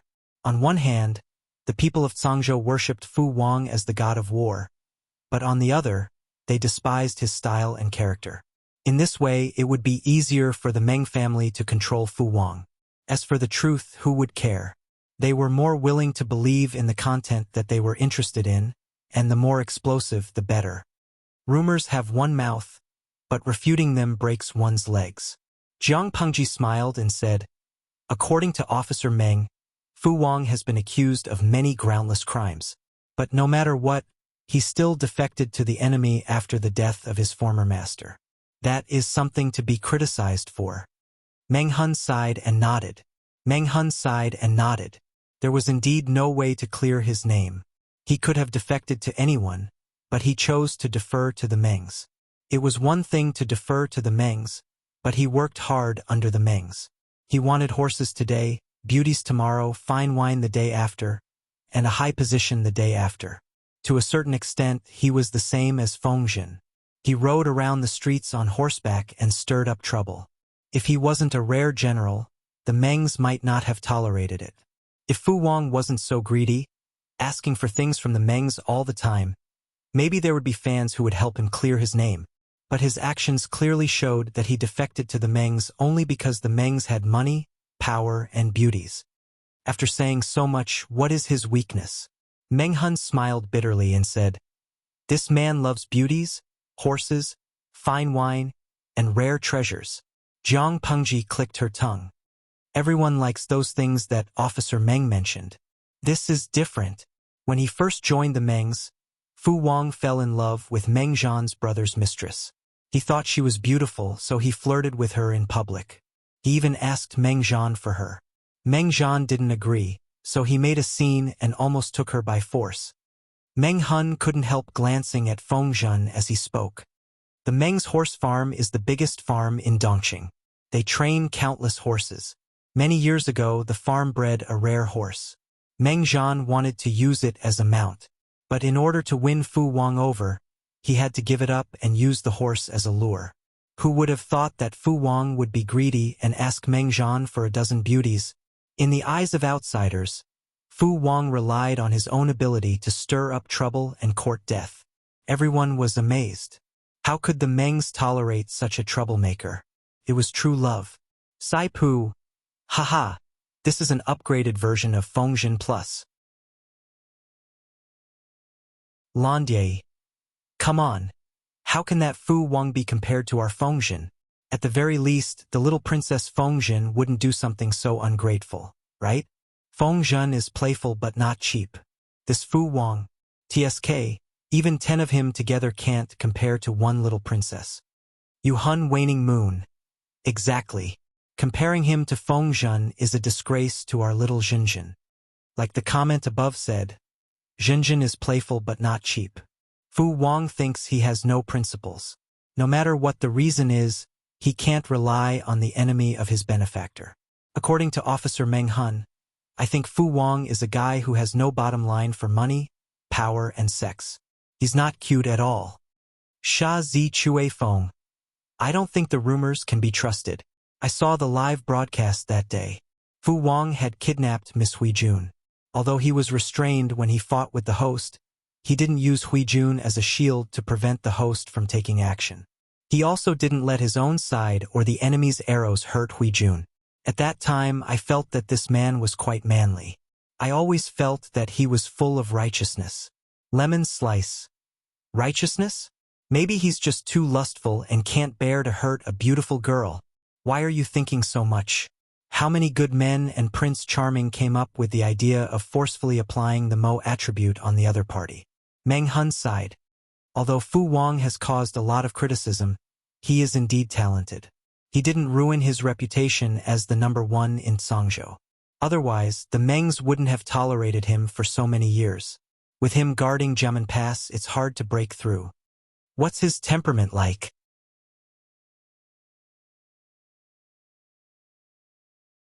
Chapter 782. Everyone's interest was piqued. Fu Wang was interesting. Why did he have such a double face? Who was he guarding against? Jiang Pengji sat in the seat of honor, deep in thought. She had a question in her mind. After Fu Yang died, were his old subordinates taken care of by the Mengs, or were they taken back by the court? It was as if a ray of light had penetrated his mind, and he was suddenly enlightened. Fu Wang still has Fu Yang's old subordinates, he said firmly. He said resolutely, I remember very clearly that those old subordinates were secretly controlled by the Meng family at first. Later, I don't know why they were transferred to work under Fu Wang. My lord suspects that Fu Wang defected to the Meng family for another reason? Jiang Pengji smiled. I didn't say that. Don't be emotional on the battlefield. I don't care what kind of person Fu Wang is or whether he had other reasons for defecting to the Mengs. To us, he has only one identity, our enemy. Since he is our enemy, we don't need to understand his difficulties. Humans were emotional creatures.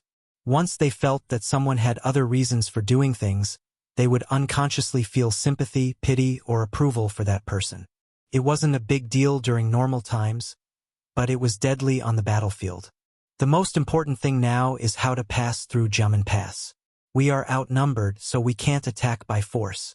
We have to outsmart them. Jiang Pengji could single-handedly beat Fu Wang, but Fu Wang was an enemy general. How could he fight her one-on-one? They had the advantage of the steep Jiamen Pass. If they stuck to it, Jiang Pengji wouldn't be able to afford it. Feng Zhen said, My lord, if Fu Wang really had other reasons for defecting to the Mengs, we can try to persuade them. No matter what, at least it shows that he and the Mengs are not united. We can use them to our advantage. Jiang Pengji raised her eyebrows and gestured for Feng Zhen to continue. Yes, I have a plan. Maybe we can use it. Feng Zhen smiled confidently, as if everything was under his control. Let's hear it. Feng Zhen said, My lord, you can send someone to persuade Fu Wang. At the same time, you can keep an eye on the spies from Wulong County and see when they make contact with the city.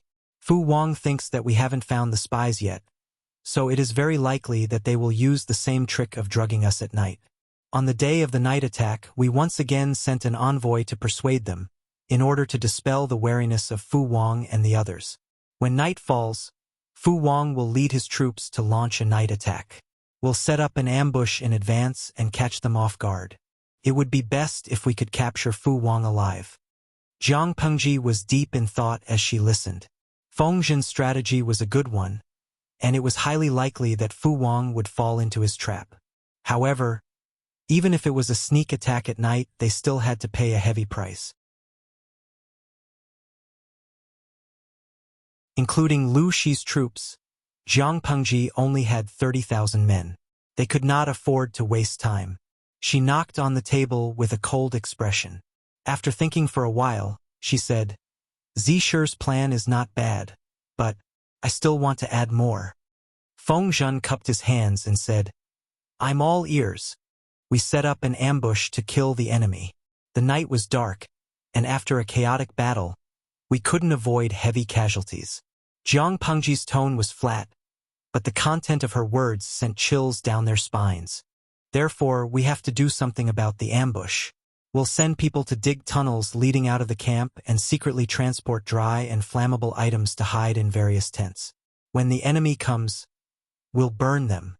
We'll send elite troops to hide in the tunnels, and when the enemy's formation is in chaos, we'll rush out and annihilate them.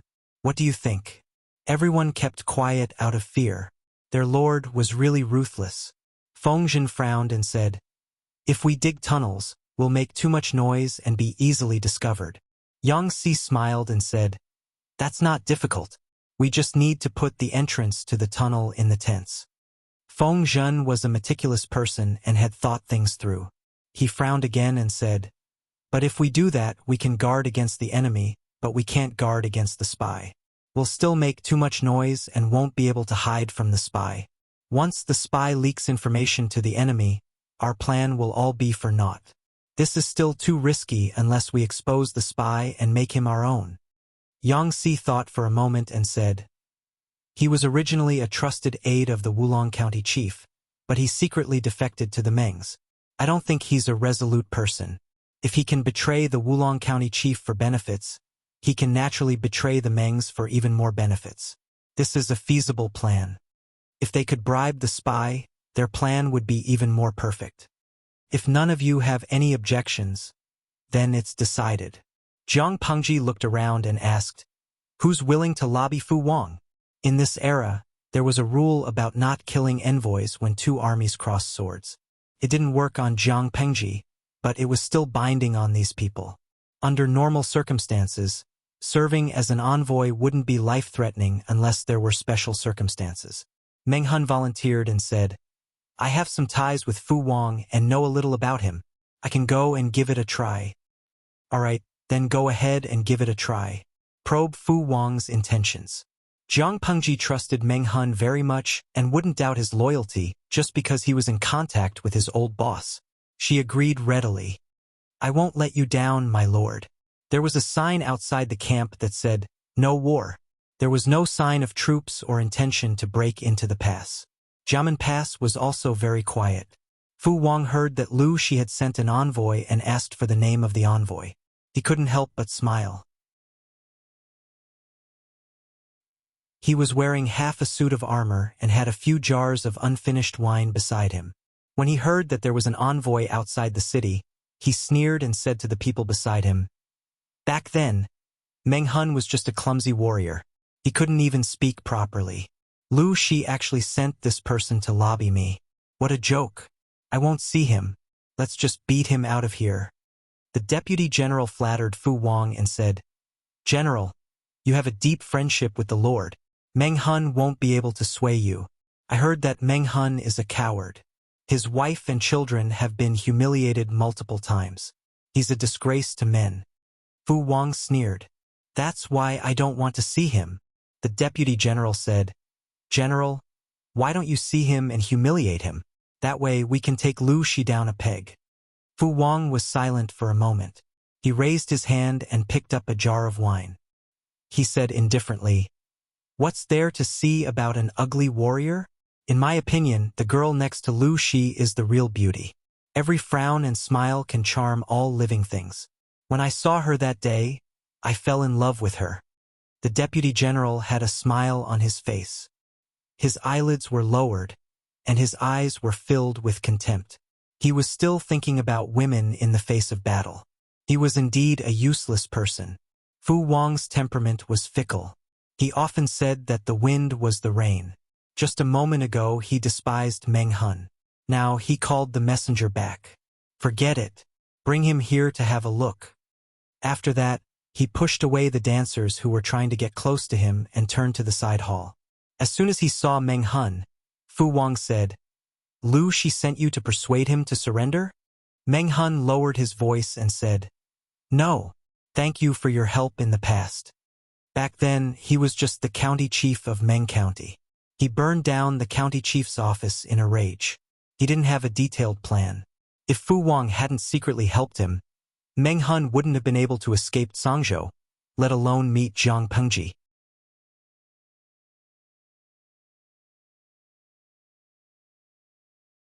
Chapter 783. Facing Fu Wang's cold and distant attitude, Meng Hun didn't show any signs of anger. Instead, he smiled warmly and said, "Things are different now. General Meng Zhan thinks highly of you, so of course you won't remember the useless soldiers and crab generals you helped. I heard that you were the general guarding the Jiamen Pass, so I volunteered to thank you for your help." Meng Hun spoke very sincerely, as if he had come all the way here just to thank Fu Wang. However, anyone with a normal brain would know that was impossible. In a situation where the two armies were enemies, even blood relatives had to avoid suspicion, let alone Meng Hun and Fu Wang. If Meng Hun really wanted to thank Fu Wang for his help, he could have done it at any other time. Why did he have to do it at such a sensitive time? Fu Wang sat lazily and casually, looking arrogant and rude. He didn't even look Meng Hun in the eye. I will accept your thanks.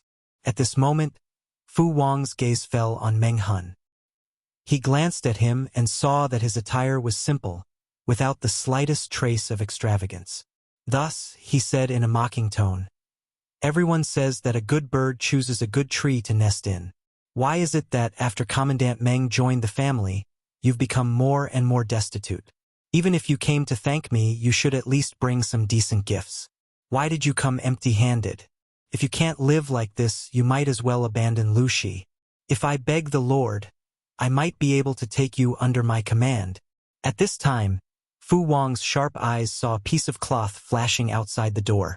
His eyebrows slightly furrowed. Who's sneaking around outside? Get the hell out here. After saying that, a ruthless look flashed across Fu Wang's face. He got up and strode out of the door. He raised his hand and dragged a person over. General, please calm down. Fu Wang threw the person aside. The soldier was so scared that his face turned pale. He hurriedly crawled over to beg for mercy. Stupid thing, who asked you to eavesdrop here? Fu Wang didn't listen to the soldier's explanation. He raised his foot and kicked the soldier's chest. The soldier screamed and spat out blood. He twitched twice and stopped moving. Someone, drag him out. Fu Wang shouted towards the door. Not long after, the sound of armor rubbing against each other could be heard from outside. Two bodyguards came in. They weren't surprised at Fu Wang's habit of kicking people to death. One of them lifted his head and the other lifted his foot. They moved the body out. Meng Hun, who witnessed the whole process, was shocked. His eyes slightly twitched. Meng Hun sighed. It seems that you have been in a bad situation these years. Someone has been watching you all the time. Don't try to sow discord. Fu Wang was like an expert in changing faces. One second he was furious and the next he seemed like he had killed someone. Lu Shi sent you here, but he didn't want you to say such nonsense to me. I don't know if you know me. If you came sincerely to thank me, we don't, and I have no. But if you come of me, we have a friendship. Meng Hun asked him, what does the general want? Meng of Meng. Fu Wang looked at Meng Hun provocatively and said in a contemptuous tone, otherwise, what will you use to persuade them to surrender? Of Li is. Of she. I can of Ling of you are. He has no power, no money, no sex. Hey.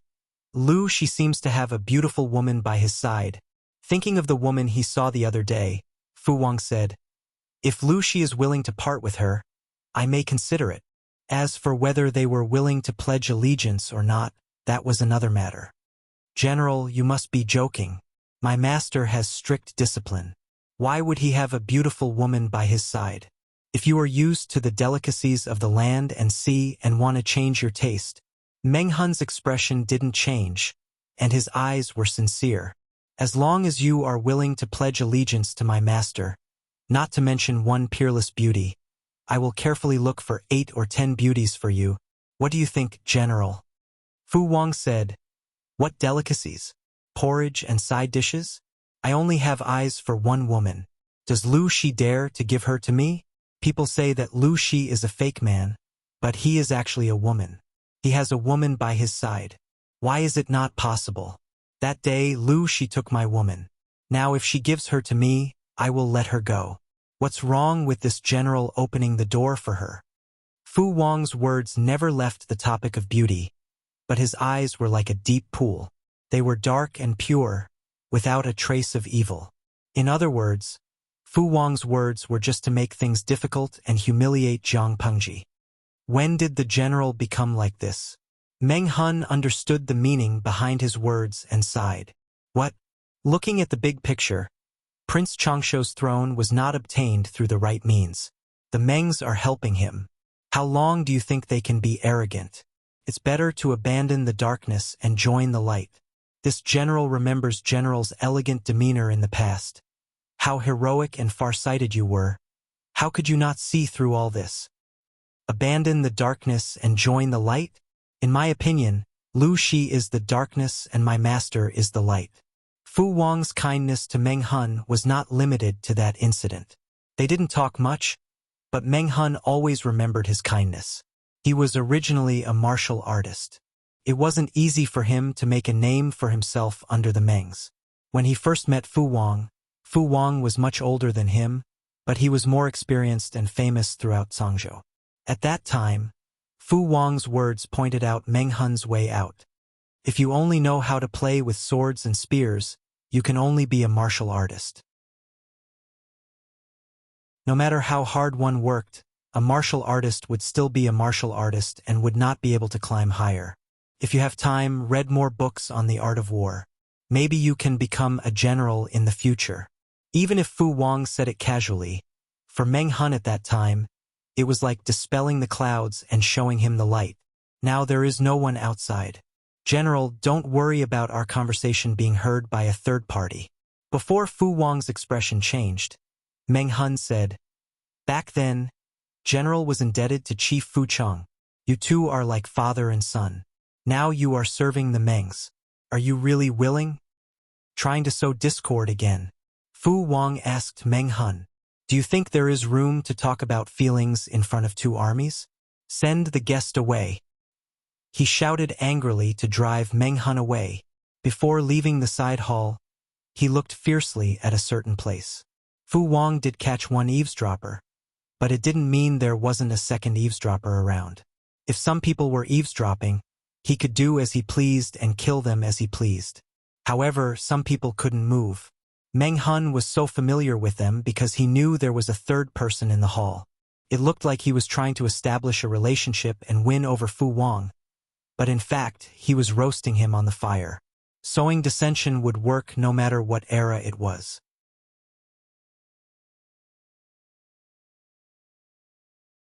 Chapter 784.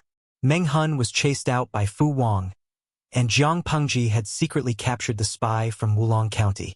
It was none other than the burly man who had woken up the day before. When the viewers in the streaming room saw the spy's true identity, they were all dumbfounded. Garlic lobster Gafen. What a slap in the face! Earlier, I even said that I could feel his helplessness and misery even through the screen, that he was willing to die for his bosom friends. It's only been a day, and I've already been slapped in the face. And now he's telling me that I'm a spy? Shrimp meatballs. I'm also one of those who got slapped in the face. Yesterday he was crying so miserably, and I thought he was an upright man. Today, he's telling me that he's the culprit behind the annihilation of the entire Wulong County. How is that possible? Secret Sauce Shirji fan. Ha ha ha. I knew it. He's definitely not a good person. I didn't like him when I saw him crying so miserably yesterday. Sure enough, there was something fishy about him.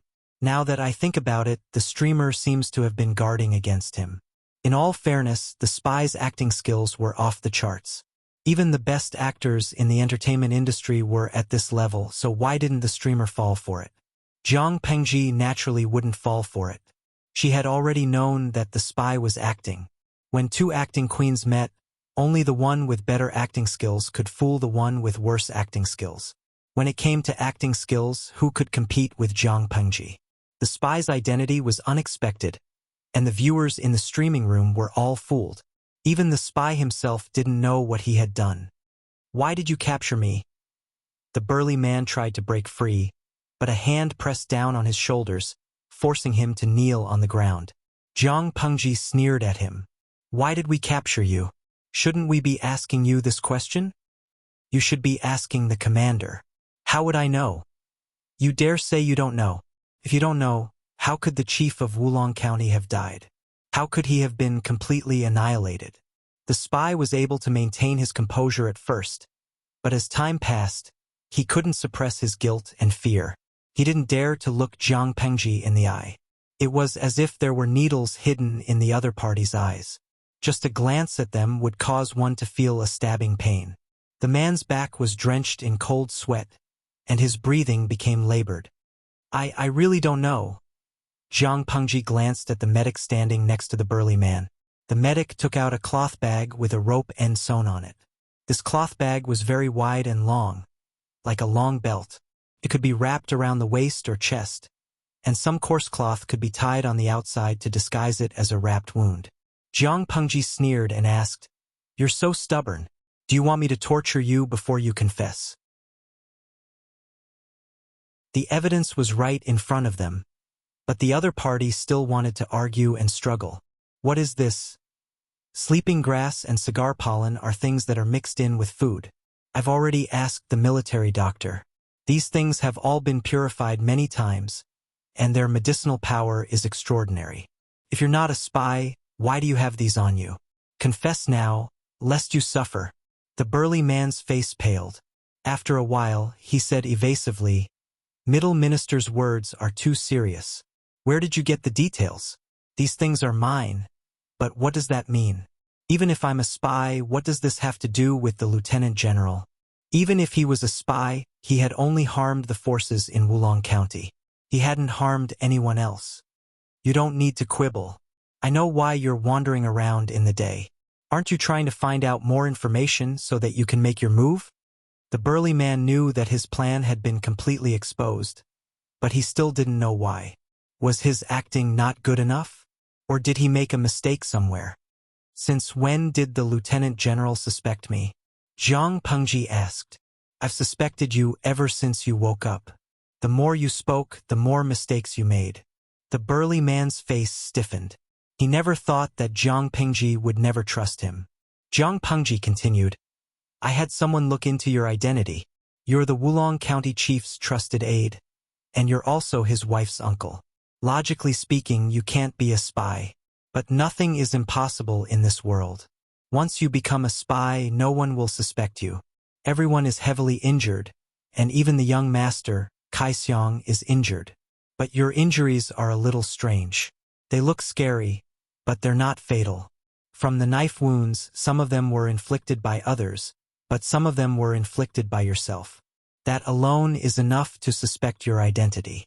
I believe that you did this to lower the Wulong County Chief's guard so that he would hand over his son to you and his other trusted aides. Am I right? The most suspicious thing is that you've never eaten any food with added ingredients." Jiang Pengji laughed mockingly. "You said that you were worried that the young master wouldn't have anything to eat, so you didn't eat any rations. But I had the medics secretly look at the food of the others, and the food you brought wasn't that scarce. You've been starving for a long time, and you're only willing to drink water. Can you explain that to me?" To be honest, when the burly man said those words, it was indeed quite moving. In a few words, he portrayed himself as a loyal and devoted retainer. But Jiang Pengji wasn't someone who would be so easily deceived. The burly man's face was pale. He resisted the urge to clatter and asked, "Does the commander want to kill me?" Jiang Pengji said, "Of course not. If I wanted to kill you, would you still be alive? Let me ask you, what did the Mengs offer you?" The burly man hesitated for a moment, then accepted his fate and said, "After the deed is done, I'll be made a duke, given a fief, and promised a daughter and beauties. TSK, the offer is quite generous." Jiang Pengji said, "I don't know which is more important compared to your life. Feudal vassals, feudal lands, daughters, and beauties? Have you ever thought about how you'll be able to maintain your position as a duke if all the elites in Wulong County are wiped out? How will you be able to protect your fief? As for the Mengs, they're just Prince Changsho's lackeys. They still have to rely on them, so how will they give you a duke and land? How could you believe a person's words?" At that moment, the burly man was in a sorry state. His face had turned from pale to gray. Jiang Pengji smiled and continued, "You betrayed your old master and caused the death of your comrade. If word of this gets out, even if I spare your life, there will be no place for you in the whole wide world. Do you think the remnants of Wulong County will let you go?" Tens of thousands of soldiers had died because of his selfishness. Not only would those who were still alive not forgive him, but even the souls of the dead would demand his life. The burly man was so scared that he didn't dare make a sound. He was naturally afraid of death. As long as there was a chance of survival, he wouldn't seek death so easily. He could tell that Jiang Pengji had captured him and exposed his identity. Naturally, she had a use for him. As expected, "Men, bring the things up." As soon as Jiang Pengji finished speaking, the soldiers carried 2 large chests and opened them, revealing the gold, silver, and jewelry inside. It was so dazzling that it almost blinded him. The 2 chests were filled with gold, silver, precious gems, and pearls. He even saw several perfectly round pearls that were as wide as 2 fingers. They were incomparably precious.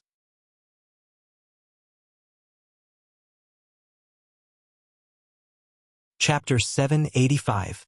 Power and money had always been mutually beneficial. With money, you could buy power, and with power, you wouldn't have to worry about money. The man knew this very well, but he couldn't suppress the greed in his heart as he looked at the 2 big boxes in front of him. Sometimes, no matter how powerful you were, you couldn't get so much money. How could he not know that the Meng family's promise to him was too illusory? But he was too greedy and wanted everything. Driven by greed, he took risks out of desperation. When the chief of Wulong died in battle, he felt a little bit of regret, but it was just a little bit. Jiang Pengji raised her hand to close the boxes and interrupted the man's thoughts. She asked him again, "Do you know what's good for you, or do you not?" The man's heart sank, and he smiled bitterly. "If I know what's good for me, I'll be able to keep my wealth for the rest of my life. If I don't think the commander will tolerate someone like me who killed my master. But will the palace commander really keep his promise and not go back on his word?" Jiang Pengji sneered. "You trust the Mengs, and now you doubt me?" The man knew that he had said something wrong, so he didn't dare to speak again. He had no room for negotiation in his current situation. He was like a fish on the chopping block. You can see what the Mengs are like if you keep your eyes open. Do you think the Mengs would dare to use you after you killed your master? Jiang Pengji's eyelids drooped slightly. Her pair of dark eyes seemed to be able to see through the man's soul, forcing the man to avert his eyes subconsciously. After a while, the man gritted his teeth and surrendered to Jiang Pengji. Apart from this path, he had no other choice. Jiang Pengji already knew his secret. If she revealed that he had betrayed the chief of Wulong, there would be no place for him in the world. He shuddered at the thought of that, so he had no choice but to cooperate with Jiang Pengji. Jiang Pengji wasn't afraid that he would play any tricks now that she had his weakness. Jiang Pengji didn't mind using some tricks to achieve her goal, but the viewers in the streaming room couldn't stand it. Many people were indignant. They felt that Jiang Pengji was asking a tiger for its skin. How could a traitor who betrayed his master and went back on his word have any credibility? Jiang Pengji cooperated with him. Wasn't she afraid that he would betray her and stab her in the back? Once unfaithful, 100 times not tolerated. Fairy Queen's Crimson. Streamer, you better be careful. It'll be bad if this guy turns against you. Yamadamiya. In modern society, this thing can't be used. After all, everyone had their own ambitions. But before he left, he had colluded with outsiders to kill his boss. Moreover, the boss was the brother-in-law of the employee. This was simply intolerable. He was clearly a traitor. Zhuang Shangxiaoming. To put it in an extreme way, once disloyalty is tolerated 100 times. Although the host is broad-minded, not everyone has the right to be forgiven. This big man was obviously a traitor who pretended to be loyal. The anchor could not let her guard down, lest she failed miserably. The viewers in the live stream room expressed their worry. They knew that Jiang Pengji instigated the rebellion of the Burli Han dynasty for the sake of the overall situation, but they were still anxious and fearful that the other party would betray them. Jiang Pengji glanced coldly at the man kneeling on the ground and sent a bullet screen in her mind. Host V. I only said that it would be wise to keep him alive after the deed is done. I didn't say that I wouldn't settle the score later. Don't worry. Even if the Burli Han dynasty was instigated, Jiang Pengji would not trust him at all. She would take precautions against him. The viewers breathed a sigh of relief when they got the answer. For 2 consecutive days, the camp was quiet. Jiamen Pass also hung a no-war sign. Both sides seemed to dislike each other. After Meng Hun returned, he reported the operation to Jiang Pengji. "My lord, in my opinion, Fu Wang is not doing well under the Mengs. There should be room for him to defect. If they could recruit Fu Wang, it would be a great harvest." When Meng Hun thought of this, his gloomy mood suddenly improved. Without Fu Wang, the Mengs would suffer a great blow. What could make Meng Hun happier than making the Mengs suffer? Jiang Pengji did not comment. Fengzhen asked in detail, "What do you mean?" Meng Hun said, "Fu Wang is surrounded by spies. When I saw him, not only were there people eavesdropping outside the hall, but there were also people hiding in the hall. They looked like Fu Wang's personal guards, but from Fu Wang's attitude towards them, it was obvious that he hated and feared them." Fengzhen shook his head. His wariness was not so easily dispelled. "Officer Meng, what you see can sometimes be deceiving. To say the least, even if Fu Wang's situation is really bad and he is surrounded by spies, what reason does he have to betray the Meng family and seek refuge with the Lord when the Meng family indulges him so much?" As mentioned before, Fu Wang had caused trouble for the Mengs, but the Mengs had always granted him whatever he wanted. If Fu Wang defected to Jiang Pengji, could Jiang Pengji satisfy all of his demands? In other words, Fu Wang had a reason to defect, but he had no reason to defect to Jiang Pengji. Hearing this, Meng Hun broke out in a cold sweat. His mind cleared up. "Counselor, what do you mean?" Fengzhen shook his head and said, "If Officer Meng really thinks he can win Fu Wang over and secretly instigate him, he might fall into his trap." Meng Hun immediately apologized for his rash actions. Jiang Pengji raised her hand to signal him to stand up. She said calmly, "You can't be blamed for this. Zisher only mentioned one of the possibilities, but from this it seems that Fu Wang is not an ordinary person. You can't let your guard down. When two armies fight, there is no mercy. It's not only a battle of strength, but also a battle of wits. If Fu Wang was an ordinary brute, the Mengs wouldn't have tolerated him until now. It's always good to be more cautious." Meng Hun listened and nodded to show that he understood. But he still felt it was a pity. If he could win over Fu Wang, it would be like adding wings to a tiger for his lord. One Fu Wang was nothing. The key was the elites under his command. Meng Hun was a little envious. Wanzhou not only lacked civil officials but also military generals. Poaching Fu Wang and getting a few thousand elites at the same time was a very good deal. Jiang Pengji said, "In the next few days, send people to Jiamen Pass for all kinds of reasons. Since you and Fu Wang are friends, we can use this as an excuse to build a relationship.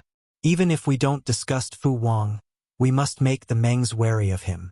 If he doesn't have a good time, we can do it smoothly. If he shows that he wants to join us, we can just go along with it and confuse him. We can make him lower his guard." The possibility of making a famous general lower his guard was too low. As long as we confuse him for a while and make him lower his guard, Jiang Pengji would win. You're tuning in to the Dreamy Chapters YouTube channel. We're so grateful for your support, and don't forget to subscribe to join us on this incredible journey through captivating stories. Your generosity through donations truly makes a world of difference, as it's the primary source of revenue that allows me to expand and enhance this channel for you. Thank you from the bottom of my heart for being a part of this adventure.